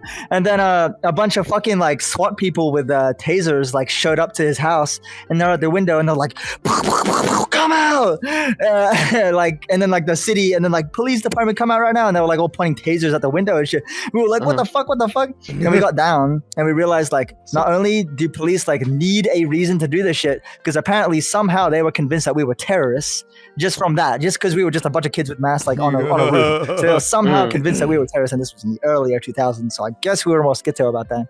But like that's my reason for thinking that police really want to hit that quota, and all kids need to hear is like it's probably just kids, but there are like mass civilians on the roof of this mall, and the police are like, well, I'm just sitting on my ass, let's go and fucking bust in their house. That's kind of what I feel like it could be, kind of situation. I want to think that well, okay, I understand your situation, right? You have the SWAT team, especially when it's like a few teenagers and all that, and you say you want the police to like hit a quota, but like 50 police cars, and even then it's crazy. It's kind of crazy. Yeah, but like okay, again, reasonable doubt. Like there is a shooting, and like I don't know, they want to get as much as the public out. They want to like make sure the area is clear and all that. Why is it that when you do search up witnesses from that mall, they never explain or say that there are kids or there were kids with guns? It's only the media that's been saying that. Really? A lot of people have been saying, yes. I was going through a whole Interesting. tangent, going through so many videos, and a lot of them would just say like there were no kids there. There were no kids with guns. Because obviously if that were to ever happen, there would be recordings. There would be like, I don't know, maybe like someone's just doing a vlog or like, you know, the mall cameras or something like that. But the fact that there's absolutely no evidence, there's only like helicopter footage from the outside, but nothing from the inside, Right. is what I This is find why so, trying like, to be the Yes, voice of reason. dude. This one's the You know? hardest one because I honestly can't explain. It's kind of crazy. It's kind of crazy. Yeah, That one. like I'm not trying to disprove you, but I'm just saying like for this situation, Oh, it's neither like am I. 'Cause I'm low key in the middle right now. Honestly, like Really? I feel like I don't know what it could have been though. Like, okay, what would it have been then? Right? Let's go fucking crazy here. What are they trying to Like hide that happened in that mall randomly? Time travelers? Fucking like what? What's going on? Aliens? What do you think, Alex? The Krabby Patty's secret formula. I don't know. Like, okay, where okay, this depends, because I've never thought about this, but it depends. Where does the whole, like, this is an alien thing come from? Is that speculation? Is that a popular speculation? No one thinks anything. We don't know. We just There are don't no know. theories So we about don't aliens, right? actually know, Well, right? Well, we don't know. We just don't know. People say there's aliens. People say it's like this weird like vortex thing. People say that like it's all different stuff. So it's difficult to really pin down. But from what I've seen, obviously I can't like be 100% sure. But there were like videos where like or okay, a common reoccurrence I see in like the videos was they saw these like 8-foot tall like black figures, Yeah. and they moved very weirdly. Like That's like what they people weren't. were saying. Yeah. Like they weren't. They looked human, but like you know they weren't human. Like you know what's it called? The Uncanny Yeah. Valley. Right. Kinda? Oh right. Yeah. Mm. So you know it's human, but you can't really tell, and This that's is like how Slenderman started. yeah. And I guess that's the basis we really have at the moment from most videos, at least. Dude, Yeah. fuck, that is so Mm. fucking fascinating, dude. I want to say it's aliens because that's my bias. I want aliens. To be real. Yeah. I want aliens to be. I would not care if one day the government's like, "Yup, we actually have ties to aliens and alien technology and shit." I'd just be like, "All right, tight. That's fucking awesome. Would love to know that." Awesome. Sick. But I don't know. I'm like me being on the back end of the spectrum. I always like to be like that. I'm really like realistic about it, or at least I try to be. But also like I want to make it very clear. Like I do like there definitely is a good chance the government's hiding fucking something new every day.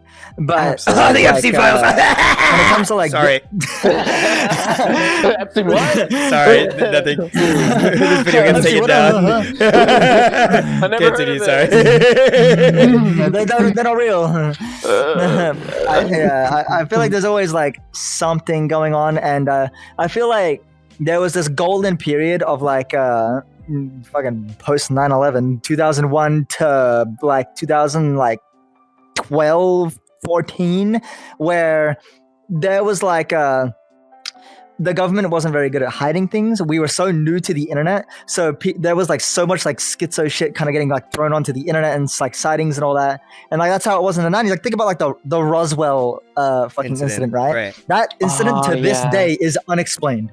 The only people that can explain the Roswell incident are like news reporters that are like bought out by police agencies and all that shit. Right. Like we don't actually know, but we have a lot of fucking facts, and it's that everyone, and I mean everyone that was there at the Roswell incident said that a fucking UFO crashed into the goddamn ground and there were dead alien bodies pouring out of it. That's what they fucking said. So it's like, yeah, like there's some things where it's like, but I've heard. I read this book. It was like the only book I ever read on my own time, like an actual like novel book. It was a autobiography or I don't know the term of it, but people doing research and interviewing people is the whole book. And one of them, I think, reviewed or whatever, someone that like visited the site when it happened, right? And they had a piece of metal that no matter how much you bended it or burnt it or whatever, a piece of the metal from the crash landing, that no matter what you do to it, it reforms back into its original form. That is fucking crazy. That's dude. crazy. Yeah. Mm. Oh my god. And that was the thing about the crash site, which is what they were saying as well, is that like when it hit the dirt, it was in perfect shape. It was like a meteor that like hit the dirt and then just kind of digged in, but it was still like a full Like object. intact. Yeah, no scratches, no That's nothing. Crazy, it was just like a dude. and then like they got Damn. there and they threw a big blanket over it. No, Yeah, damn. they tried to hide it as Scary. the weather balloon incident is what they were saying. Yeah, the weather balloon. They're like, oh man, Oh, Chinese you weather remember balloons. that? You remember that from like a few years ago though, right? Like the whole Yeah, Chinese that weather other, balloon. yeah. I remember this, but I didn't keep up with That was this. all over the news. They said it was like China or something. Yeah, Yeah. like apparently it was like China sending like a weather balloon across like the states or something like that, and then people were like kind of Yeah. looking at it. Well, it wasn't confirmed until like the news like came up on it and they're like, oh, it's just a weather balloon. But like civilians saw it and they thought it was like a little weird because like it was just kind of staying there. It was just floating there. And You know, what, I didn't know much about it. I You- wasn't really like fully crazy about it. you know what's funny? What's with this term weather balloon when it comes to cover-ups? What is a weather balloon?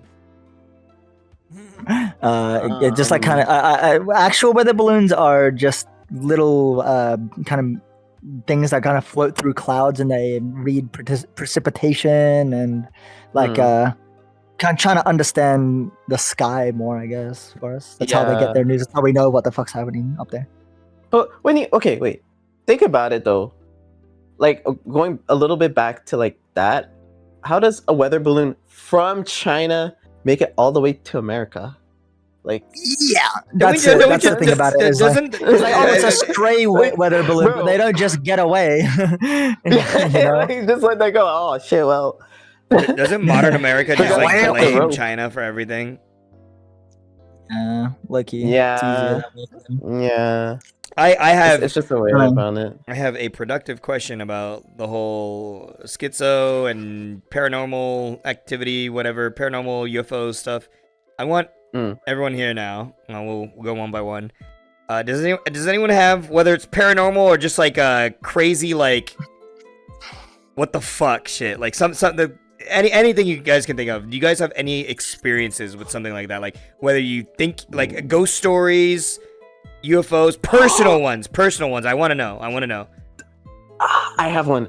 It's Go. more paranormal though. Okay, so this was back in I think it was like 2014.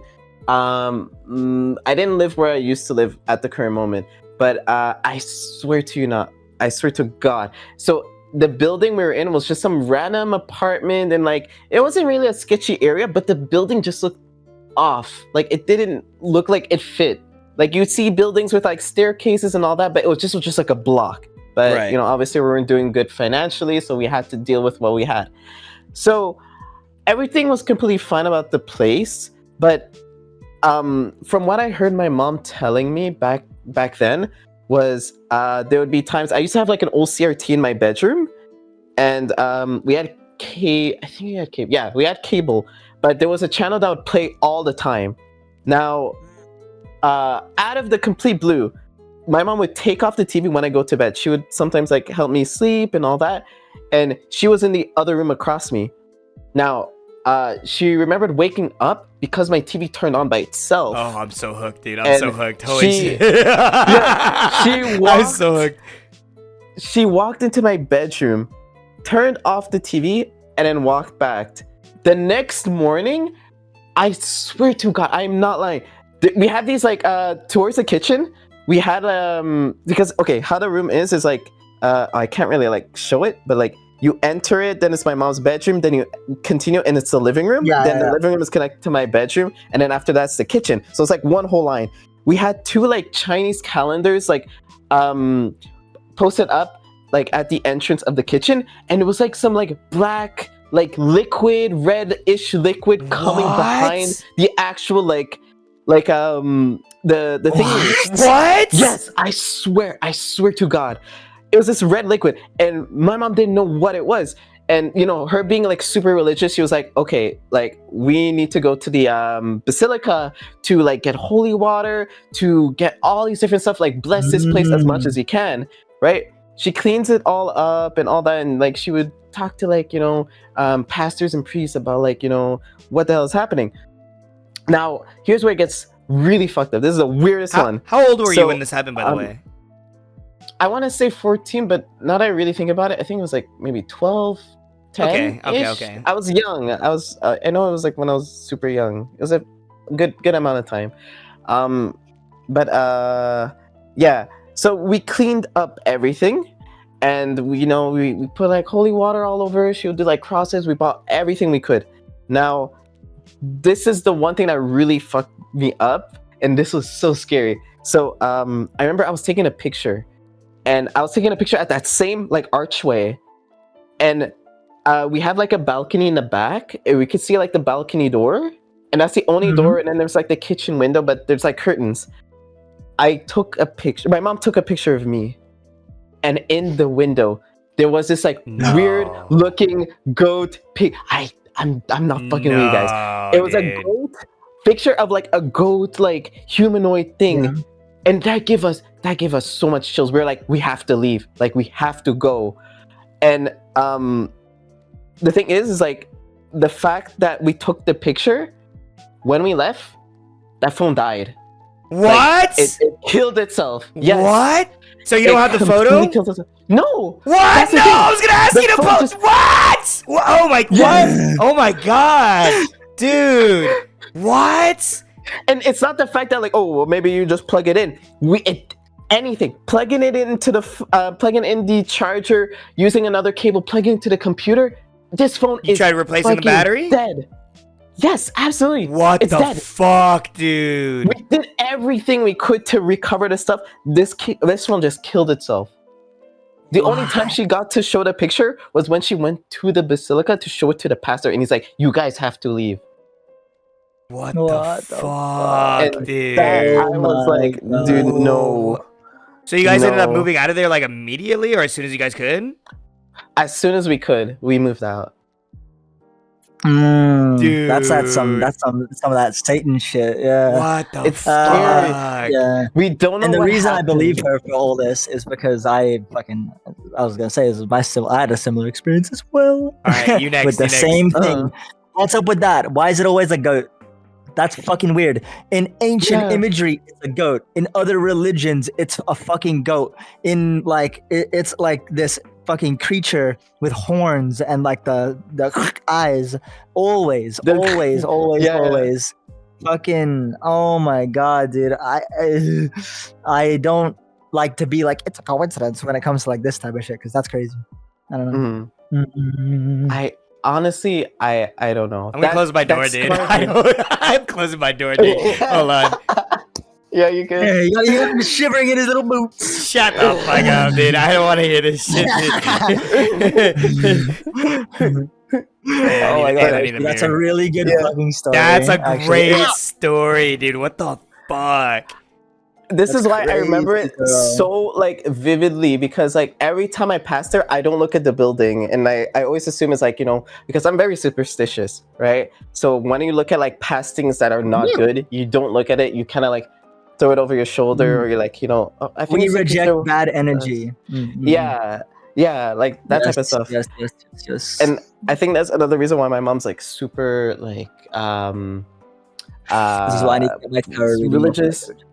Yeah, when it comes to that, like she puts holy water, she prays, she puts gospel on the TV all the time, so make sure like nothing's here. Fuck, I would be too after that shit. Maybe your mom ain't so bad after all. Fuck, dude. That's fucking crazy, dude. What's I want to know Shibi's story. I'm so curious. Mine isn't as long, but oh god, can't believe I'm telling this story. Okay, so when I was in high school, so I was 16, 17, I had this this type for a certain kind of women. Oh, I know where this is going. Oh boy. I was really, really into goth women.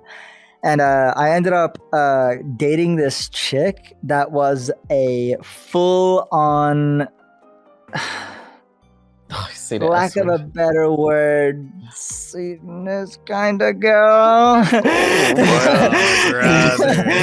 Oh, no. Okay. And I was like, damn, she kind of crazy, but it's creepy.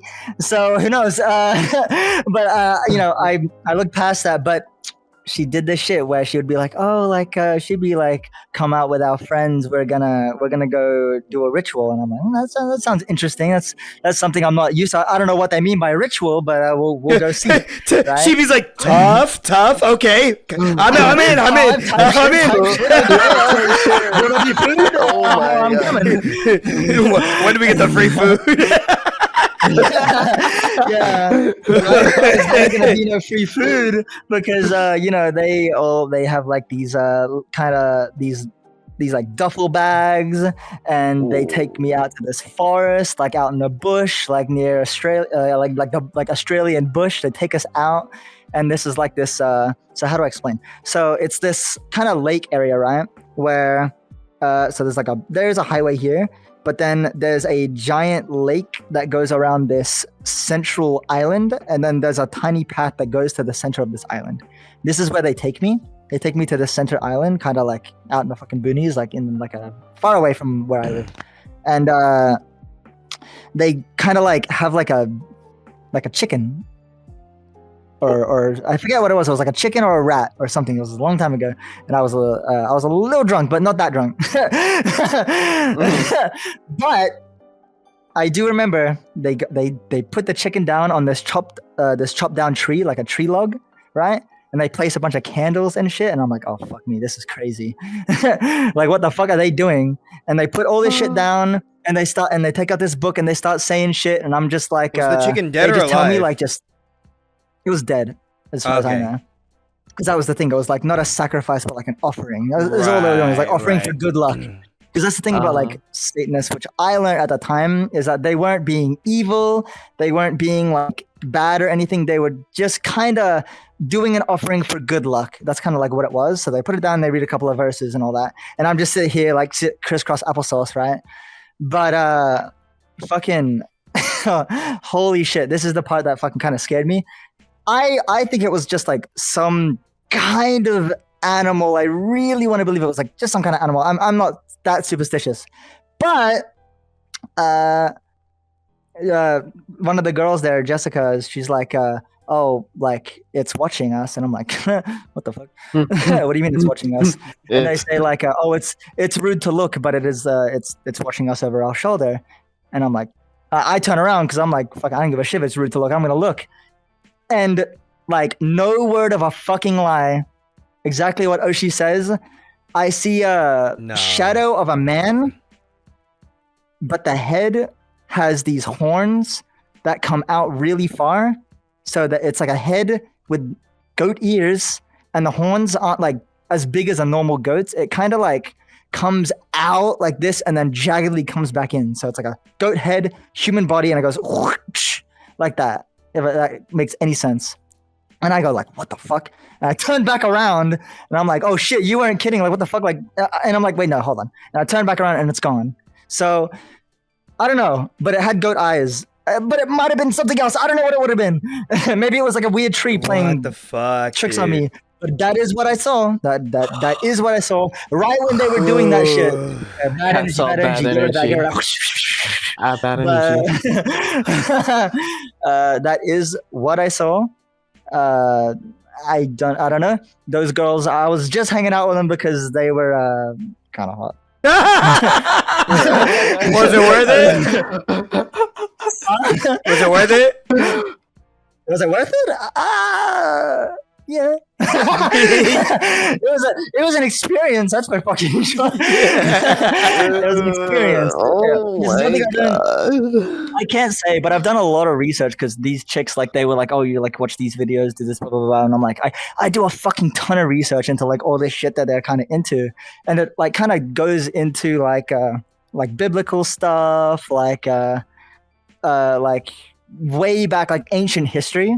Because that's the thing about like Christians, is that they talk about a lot about like the the Bible, but those people, they talk more about like ancient history. So they have like Baphomet and like all these like devils and like their histories and like the things that they were involved in when it comes like throughout the Bible, because all those pages kind of ripped out.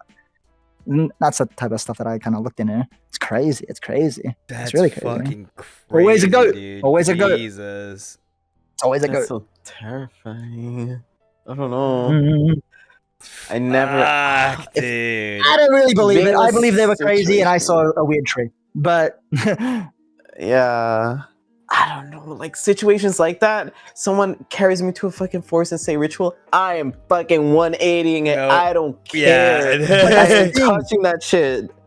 But that's the thing about me, right? When it comes to ghosts, when it comes to aliens, when it comes to all that shit, the reason we don't have good fucking proof is because people are too scared to always do it. So I've always had the vision where it's like, I will put myself in the fucking situation to find this shit and like prove it for real. That's like the thing I always wanted to do, is like, if I ever see a fucking ghost, I am going to like run at it. Because if I'm the person that dies to a ghost, then that proves ghosts are real. If I fucking run at a fucking like a weird ghostly thing and then my head gets fucking chopped off, then ghosts are real. So it's like, no one's ever done that though. When people see scary shit, they run. That's, and we still don't know if this shit's real or not. So it's like, I always just like kind of charge it head on if I can. At least. Rah! Fuck He's scared it. back. He's like, what the fuck? This is not supposed to happen. Because there's always going to be a reason for everything. It's like what I like to think to myself. You know, it's like there's got to be a reason for anything. and Causality. everything. There's always Even a like cause. ghosts, paranormal activity, shit flying off shelves, all that shit, gusts of wind, Yeah. magnetic activity. It's always going to be something, right? I ain't going to run and not find out. I ain't going to run away and then tell people that it was a ghost when you didn't actually put in the effort to find out. That's for damn sure. I don't know. That's me though. She's brave. Oh my god. So I Oh my Jesus. So, I definitely wants to position himself. I have a handful of paranormal experiences, and for reference, my parents have lived in 3 different houses. The house they live in now is obviously the third one. They got in like 2000, 2001. I think this was in the second one, because the first one I was like an infant to like a fucking like too young to remember. So this is the second one that we moved into. Excuse me, Jesus. God damn. Dude, I've asked my mom, my dad, I've told them all these stories. They're like, oh, I've never had any experiences in that house. And I'm like, I wish I had a secondhand like proof or something. So there's a few stories. And my mom does remember the one with like the creepy face. So I remember, keep in mind, I was like, had to have been between like the age of 5 to 7 or 8. Like I was still pretty young. So keep in mind, a part of me is like, maybe it's not like young, like childhood imagination where you kind of like make up stuff. But I remember it's like, I wouldn't just make up something so hard that like it scares me, you know? I don't know. Like, I don't know, like, this is me being honest and seeing things that freak me the fuck out.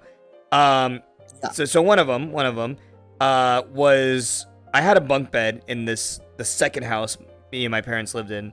This is before my mom gave birth to my brother, so this is like before 2000, I believe. I had a bunk bed, and I would always switch between top and bottom. Mostly the bottom, because sometimes it's just, I don't know.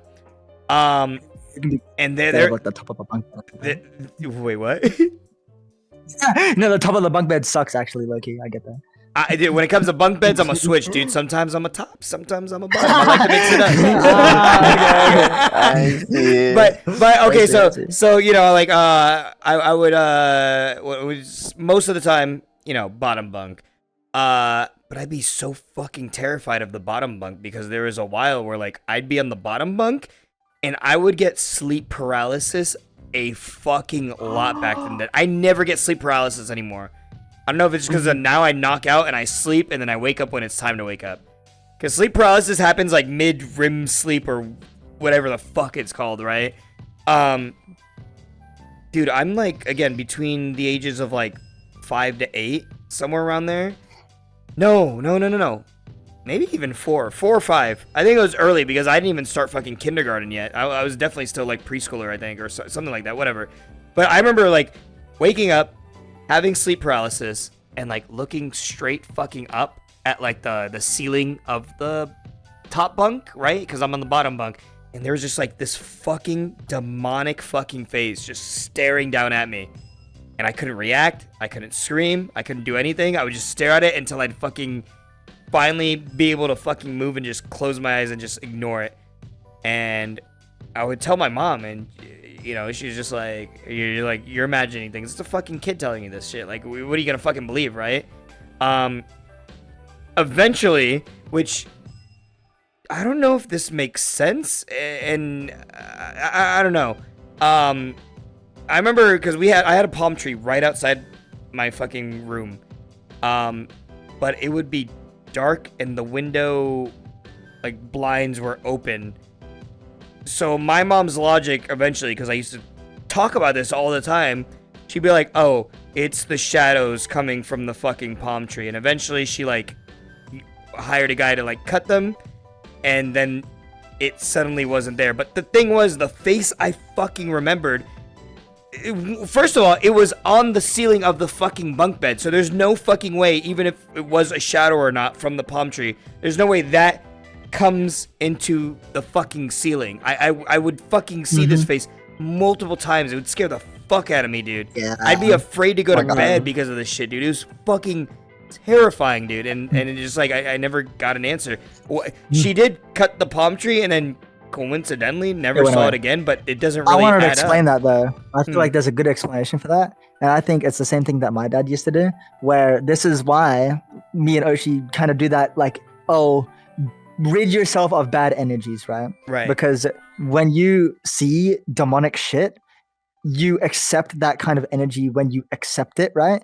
And this is why something my dad used to do is that, you know, my issues, I would sleep at night and I would have chronic fucking sleep paralysis and I would have terrible night terrors every goddamn night. But my dad would do this ritual where he would grab my dream catcher above my bed and he would put it up against the window and go, sorry, your dream catcher was full of bad dreams. So he would put it back up and then I would not have any more bad dreams. Really? And I think it is that,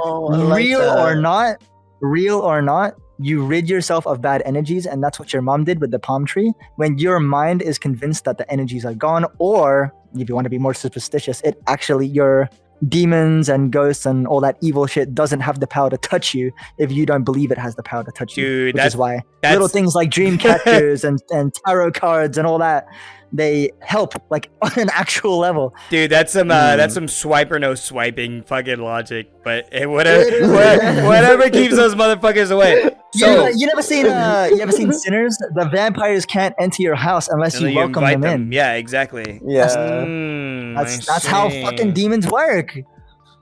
So there's another story. I don't know if it's before or after, because again, this one for sure, I was like in kindergarten or maybe even like late preschool. I remember there was one night where I went to sleep and I had this like, this is at the time when like Pokemon was like the rage in the fucking 90s.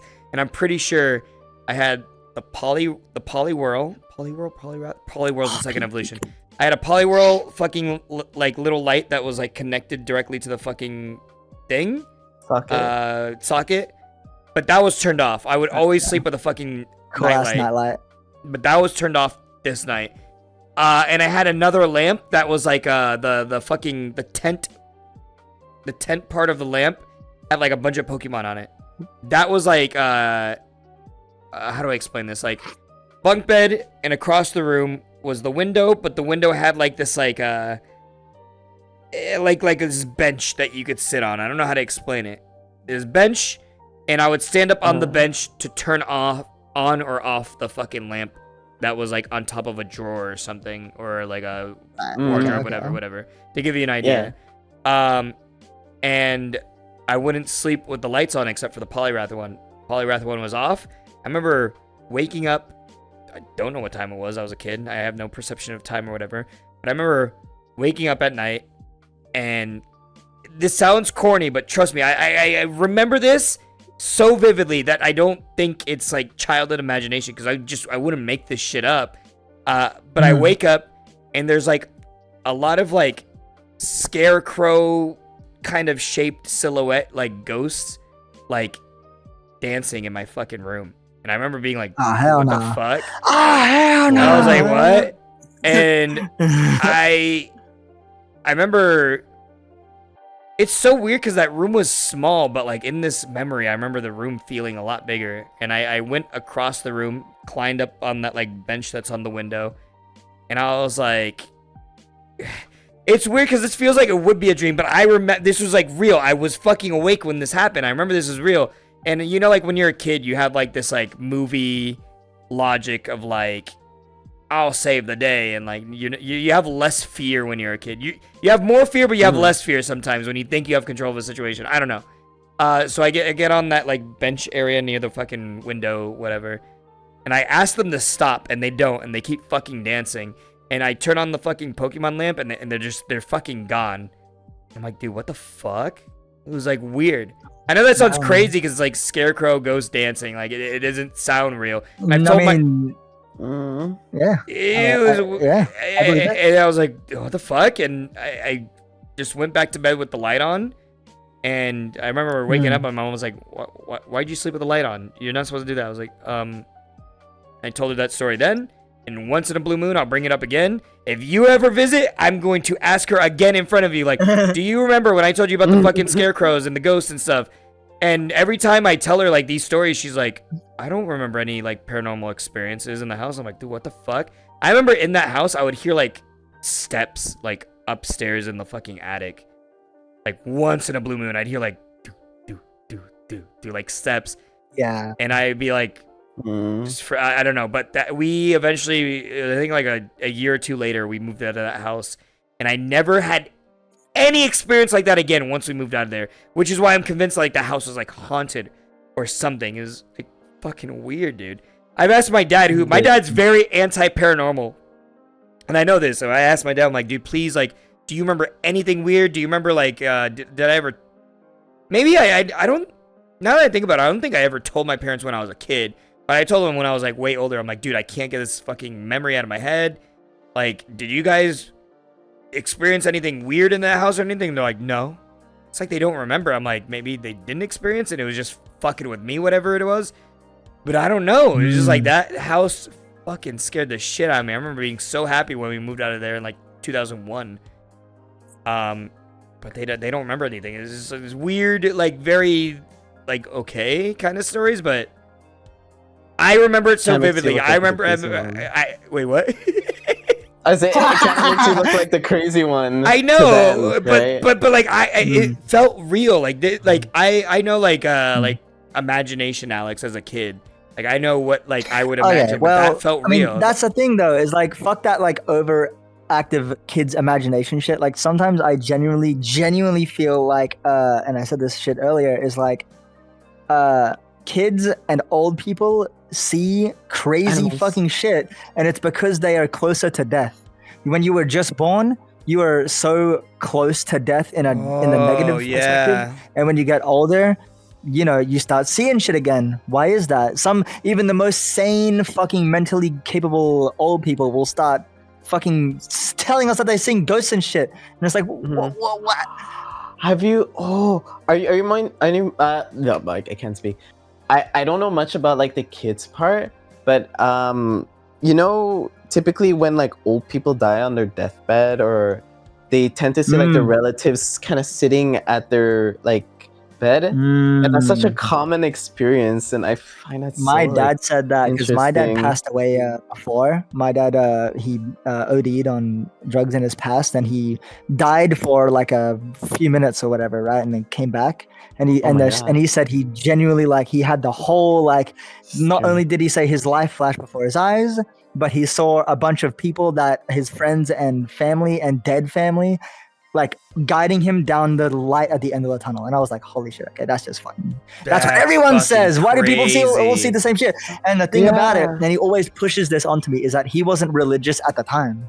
So he didn't know about Jesus. He didn't read the fucking Bible. He didn't know about like the light at the end of the tunnel or anything, because this is like back in like 1975 or fucking the 80s, right? And he's like, he wasn't into like any of that shit back then, but he still saw that religious perspective and with a voice echoing down onto him. That's crazy. That's fucking crazy. I always find it interesting when no like relation, no anything, people will see the same thing. That's crazy. I don't know. Again, that's a good like hypothesis, or like think like what happens like after like you die, and like, you know, what do you kind of expect? I know it's like all subjective to a lot of people, but like, do you think it's like,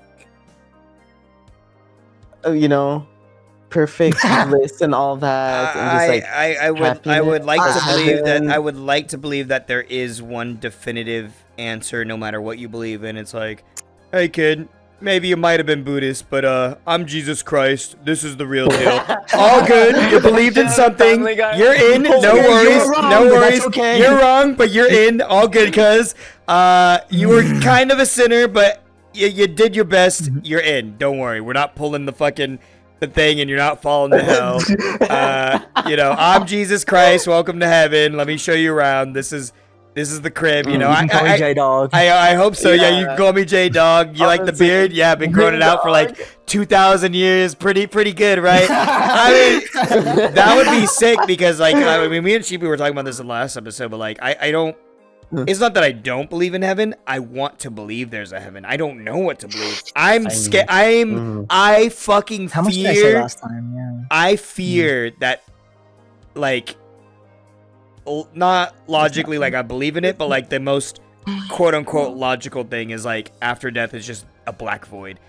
That is like my biggest fear. That is my biggest fear. That is my biggest fear. That is so depressing, because life's so precious. Imagine all the wonderful people you met, and then just like what, you die and just nothing. You can't even, like, please. I hope there's a heaven. I don't care if it's like easy mode, cheat mode, or like everything's fucking fine and dandy. Like, I just hope there's something after life. I don't know what I believe, but I'm scared to expect. I'm so glad you have that, because that is like generally my biggest fear as well. It's like my biggest fear. I ain't scared of fucking shit, but I am definitely really scared of the afterlife, or like death in general. Yeah, I'm not scared of dying, but I'm scared of what happens after the afterlife, and like if it's good or bad or whatever. Which is why I like to exercise like different. We talked about this in the last episode. It's either not that I believe in it, but what I'm expecting, or like things to think about, right? Is either dark void for eternity. You can't even think. You can't even process that you're nothing, but it's nothing. You know. So it's either the endless void. It's either heaven or hell, or the fun one that I honestly, as crazy and fucked up as it is, the one I would hope is like the best situation is eternal recurrence, which is probably not true, but it's fun to think about. Eternal recurrence is the idea that do you know what it is? You die, like, your life over and over and over again the same way. You experience the same goods, the same bads, the same suffering, the same goods, like everything will happen. And honestly, in the safest bet kind of way, I kind of wouldn't mind that, because so far life, as good and bad as it's been, at least I could, it's like a safety net idea of like, at least I know things would be the same, and like, at least like if I died and there is no afterlife and I'd have to repeat life, at least I could experience the things I care about again, even if I have to suffer the same way again, you know? I wouldn't mind that. Yeah. As scary as that is, like I don't know. But who's to say? Like we don't know. You know? Yeah. One. Okay, I wanted to come back to like both of your questions when it comes to like the whole internal void thing. Like, I don't want to think that's a thing either. I don't, dude. I don't. It's terrifying. But that would kind of involve like, imagine you're just in a void of nothingness. Like, you don't feel any emotion, you don't feel anything because your body is gone. You're just a spirit. So Right. what do you experience? Like what is it? Is it like a dream? Is it going to be like I'm just closing my eyes and all I see is black? But the thing is, when Like I'm pretty sure, at least my perception idea of it, right, is like when it's like the eternal void. It's not even that like, oh, you're sleeping forever. It's you're dead. You don't even have a brain to perceive darkness. You literally I was gonna say perceive that's the sad thing is it's not even black. It's perceive nothing. It's You less You have than no sleep. conscious, no nothing, Actually, dude. So you know the phase would I before and even work, after your though? dreams. Remember, you know the like I don't know what happens before and after my sleep. All I remember is the dream. That's Yeah. what you feel. That skip between the REM sleep and that like I don't remember it because there was nothing. That's what you feel when you're dead, in my opinion at least. But Like that's my biggest fear. Just a Because I'm not religious. emptiness. as scary as it is, Yeah. I'm gonna hit you with like the most like fucking nihilistic fucking answer. Is as scary as it is, it won't even fucking matter because you won't even know. But that's the scary thing. That's the scary thing is like you're not gonna know, and that's like one thing. It's a very hard goal to fucking achieve, but I think a part of me having that fear of like if the dark void exists, if there is no afterlife, there is no rebirth, whatever. That's kind of why like I want to do what I can to leave something behind, whether it's an impression or like leave something behind that like it's not about popularity or being someone big or being some fucking celebrity one day or something. It's like I want to make it out of the hood and like leave history behind, you know? Like everyone's like, "Oh, Alex, you have all these stories. You're such a good storyteller." Oh, like some people like I don't mean this like in a narcissistic like ego kind of way, but like a lot of people like and appreciate me, but it's like, cool. That means nothing to me if like, well, it does, sorry, but like in the long-term sense, right? It's like, what does that really mean if one day I die and eventually no one will fucking remember me? And that's not me being nihilistic, it's me being like real. One day you're gonna fucking die, years are gonna go by, and even if you were so great that family talks about you and your story goes on for generations, eventually you're gonna fade out. One day, no one's gonna remember you. As nihilistic and so negative as that sounds, it's just like it's real. One day you're gonna be forgotten, and that is honestly my biggest fear is being forgotten. I don't want to be forgotten. I hope one day I can do something in this world that leaves such an impact that like me and the people I care about are like remembered as something. I don't know. I don't want to be forgotten, you know, because gotta shill in One Piece reference, but that's like a very common theme in One Piece is like so many characters and like flashbacks and stuff have died, but the whole theme is like their will fucking lives on. And who is it? There's a character that says like, fucking Hiruluk, the fucking crack doctor, Chopper's dad. When he's like, when does a man die? When he's poisoned? When he's fucking blown up? No, a man dies when he's fucking forgotten. And that like will live with me forever because it's like, that's true, dude. Like, obviously you're dead when you're dead. But like, in the sense of like, you can live on past death if you've left an impact, if people still talk about you. I don't want to die. And then it's like funeral phase. People talk about me for a bit and then that's it. And then I'm just gone. I hope one day I can do something. I've never related to anything more in my entire fucking life, dude. Holy right? Because I don't want to be forgotten. The main thing in my life is like that. Like every single time I meditate and every single time I like think about it and I do the thing where I have like my fucking conscious hours and stuff and I look down at my hands and shit, I always think like, I'm getting fucking old. I'm dying. Like it's fucking scary. Yeah, and but the thing about it is like, because fuck it, like I'll fucking say it on the podcast, it's the part of who I am. I don't give a shit. I tried to fucking myself in 2021, right?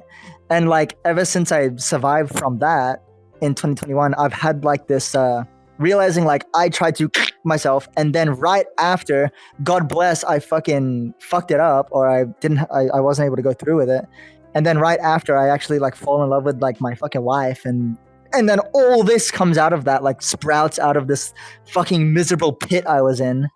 I think it like kind of goes to show like I was so close to fucking dying, and now that is my number one fucking final biggest fear is like the fact that even after I live the rest of my 90, 80 years of like my life, my energy doesn't even go anywhere. Because I'm not religious. I don't believe I will go to heaven or hell. I'd like to. I'd love to. But I don't want the eternal fucking like void. That is like the worst void. fucking thing I think that could happen to anyone.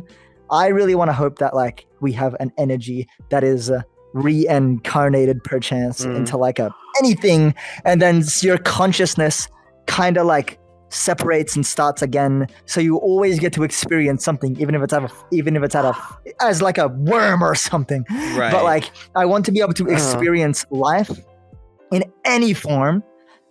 I just don't want that eternal void, and that's why it's like something like that I would do if I was able to, or if I'm like a billionaire, would be like to extend my life, because like I do not want to like lose it. I don't give a fuck how immoral it is. I don't give a fuck about any of that. The whole cyberpunk theme happens for a reason. I would pick up cybernetics to extend my life in a heartbeat. In a fucking heartbeat. And I don't give a fuck who does it. I don't give a fuck if it's like a fucked up motherfucker like Elon that makes that shit. I'm taking it. If it gives me an extra 50 years to spend with my loved ones and like to experience more life, I would take it straight away. Because I do not want to die. Absolutely fucking not. I did want to say, ironically. Yeah, honestly, but I that's what I think. Like, okay, well, when you both were talking about like, you know, the afterlife and all that, and this kind of ties in with like your stuff as well. What my honest opinion is, when you do die, because okay, think about this. Your soul is a part of you, but beyond like, you know, your flesh, right? So you're just kind of like this like ghostly, you know, spirit, all the whatever. I want to think that yes, there is like reincarnation in a way, but in the sense that we get that because we haven't fully developed ourselves. Think it's like a campaign, right? And we have to unlock all of the different like achievements, but we haven't learned all of them, so we have to go back again to learn the right lessons, to learn how to forgive, to learn how to do this, to learn how to do that. And until we get to that certain points, then we can actually get there. So that's why I don't think hell is a thing. I don't want to believe hell is an actual like thing I think it's just you relearning your lessons, whether it's in this universe, whether it's in another universe, and you just kind of learn your different stories and you live through different people's lives. So maybe one day you live in like as a billionaire, as a like poor, like, you know, homeless man, you know, all these different things, and you learn. Your soul takes in things from its past. That's why you get deja vu a lot, even though it never happened. Deja vu. Right. I want to believe that it's like us remembering our past lives in a way, and just kind of like, oh, I remember this, like, oh, maybe I shouldn't be doing this, like, oh, and you know, the fact that like okay, this really kind of like boom, like big fucking boom. We don't know, we can't control our conscious, and I want to think our conscious is a proxy to our souls. That's what I want to think. Yeah. I really, that is my number one like fucking pray, but not only my number one belief is like, I might not be religious and I might be extremely scientific, but I do believe that the human body does not consist of our fucking brain and our little nervous system that is connected to our muscles and our bones and our fucking organs. That is not what we are. I like to believe that we have just something that inspires or like creates a seed. So it's like a fucking Minecraft seed or some shit, right? Like our seed is like what makes the brain and the fucking thing become who it is, not just based off memories. But I think when you are born, you are given this seed that like sprouts into your very like a social basic security number, but like like your very basic like existence of who you will be, even if it is an evil version of yourself or a good version of yourself. Like when you are born, you are like a person that will grow into a certain type of person from this beginning. Always, you don't just start off as like an empty slate and then you grow a personality. That is not how that works. That's why I want to think we have a soul, and then when these fucking corporeal bodies fucking one day, that will like latch onto something else living for whatever Mhm. reason, it would happen. I wanna think that for sure. Man. I wanna think Yeah. that Shibi isn't just a fucking meat suit, but it's like something else that like kind of it started all from. Wouldn't that be nice? It's even far beyond that. It's crazy to really think about that as like a concept because again, like with the whole like conscious thing, we don't use our brain fully to the max, right? And I want to think that a lot of it is probably because well, obviously we haven't evolved as humans in a way, but our conscious is kind of like taking up a good portion of it, and it's just kind of the void. Yeah. It's just that void between like everything Absolutely. else. So we only know how to function, think, remember, very basic things, and that's just like taking up most of the part. But Holy shit! What a don't know. conversation! What the fuck? we're God doing like a damn. fucking astral We're plane there. type We're shit. there. Now we're crazy. Now we're fucking crazy. We've made it. We have made it. Everyone thinks we're crazy. It's fucking over. Okay. Can we get a time? Can we get a time? Oh, yeah, I'm true. very, very secretive about the time, but we're at 2 hours and 29 minutes, dude. 29 minutes. Longest Holy shit. episode yet, dude. Because And that's there's too many it. things where I'm like, I'm clipping that. I'm like, no, let's keep cooking. Let's keep cooking. Have Oh fun my editing. God. Right? I mean, Oh what a my fucking. God. I mean, I will have fun editing. I gotta edit it before fucking Wednesday. There you go. There is your Yeah, we wrap double it length up. fucking podcast episode. You can. It's gonna take you a minute to finish this one. Holy. Honestly, Good luck. it was very new and refreshing to have a third person here because it keeps it. Yes. We're good at conversing, but having a third person is like, I don't know. I'm not gonna do the science here, but like, Having it's- the girl that yaps the fucking best too. Oh my god, dude, why, dude, before getting Oshi out here, Oshi's like, what if I don't talk enough? What if I shut the fuck up, dude? Look at you. The only time you didn't talk was when me and Chibi kept fucking going and going and going, but. It was great. It was great having you on, and this doesn't have to be like a one-time thing. Like, if you ever want to fucking join in, so the original plan was me and Shibi were like, of course we want guests, but let's do a few episodes on our own to establish that like we are We did host say and that. co-host, and y'all would then we'll get people on. So like, if we ever want to do an episode with the same fucking lineup, like just you as the guest, down. I know we'll do an episode with Ness. We'll do an episode with you and Ness probably. We'll just any combination mixture, dude. It doesn't matter. It's like we'll do whatever the fuck we want. It's our show. But this is honestly been one of the funnest episodes in a long fucking time, dude. Or as long as we've been doing this, this has been a We fun are one. fucking crazy. We this is all gonna be on the internet forever, by the way. hey, isn't this in theme? Because at the end of the day, like I said, to me and Chibi, when we started this podcast, it was like, it's like, do we make another account? Do we do this? Fuck it, let's do it on the main because it's probably Another account. like a late night juice podcast YouTube account. For it. We But don't have then we disagreed on it because it's like VR chat content's kind of niche in general. If we do that, it's gonna get even less views. Let's keep it on the main channel. Whatever, blah blah blah. Whatever. My point is that like to us, it was never about the views. It was kind of like this is kind of like a fun project that we can get clips out of, and it'll be like memories that like memory farming or something, stuff. Memory farming. And in a sense, it's kind of in the theme because at the end of the day, when we all die, this channel will still be up and all our podcasts will be up. Think about Remember it like our that. legacy. Remember our schizo legacy. Funny I was. I was funny. Tell them I was funny. This was another. I don't want to continue. Are we stopping or like? If you're worried about ending it because like me, it's on me. I'll edit it. Say what you want to say. I'm gonna end it because people got. It's gonna have to be like a 2-episode thing at this point. Okay. Say your thing, Yoshi.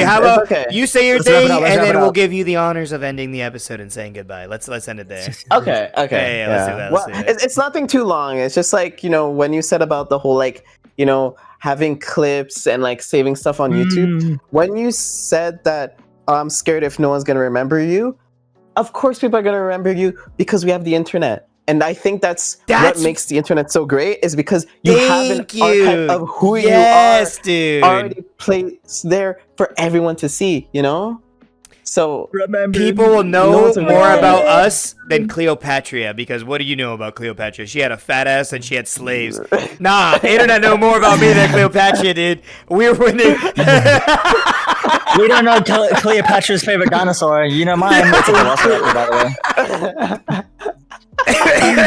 way. Oh my god. Holy But shit. Yeah, no. I want to live forever. Live forever on We the will internet. live forever. The internet is a beautiful thing. I hope there's never like a fucking internet like death where everything goes everything that we've ever known. Dude, from, what if like, the what if when humanity 80s, the only way that can happen is if humanity ends and no one runs the internet and our planet becomes like the grass, just like grass and animals. What and if there shit. is a big red button that could delete all history on the internet? We just don't know that. Fuck, dude. I hope not, dude. I don't think so. Then I'll save dude. I'm gonna save every fucking episode on a special flash drive, dude, or like a fucking physical. That's the only way to save it. Yeah. Dude, aliens are gonna find that shit billions of years from now, and we're gonna be like fucking like I think we're fucking crazy. Oh my god! What do I say? Aliens gonna see this shit and they're like, God damn it, they were right. They haven't figured it out. What the fuck? Fuck! They're onto us! They're onto us! They're onto us! Nuke it! Nuke it! Holy shit! Everything we said was the truth. How did these fucking idiots know it, man? Anyway, all right. Anyways, give us the goodbye. You got any last goodbyes, sayings, whatever? Well, I want to say it was an absolute honor to be here and to actually talk about these amazing subjects. I would love to tune in again, absolutely. And yeah, it was a lot of fun. Dude, let's do it again. Let's do it again, Oshi. You know what? Yeah. Well, because the months are getting closer and Japan's coming up, you know what? We're going to bring you back, the three of us. We're going to do it for our Japan episode where we talk about our trip. That's when we bring you back. Yeah, baby girl. That's what we're doing. That's when we'll have you back. Yeah. Okay, perfect. I'm down for that. Podcast Shino if you want more podcast Oshino. Let's do it. Let's do it. Podcast Oshi. Let's do it. Leave them comments. Say what you liked about it. Say what you liked about Oshi's schizo theories. Drop your own schizo theories in the thing. Be like, Oshi was right. Don't give her the mic. Oshi was right. Tell her she's right. She needs to hear it. I need the justification, please. Literally posting from the afterlife. Heaven lit, guys. Don't worry. It's all good. Oh my god. Alright, and that's a fucking wrap. That's an honor. Good night, everyone. Thank you for tuning in. Love y'all. Goodbye. Goodbye.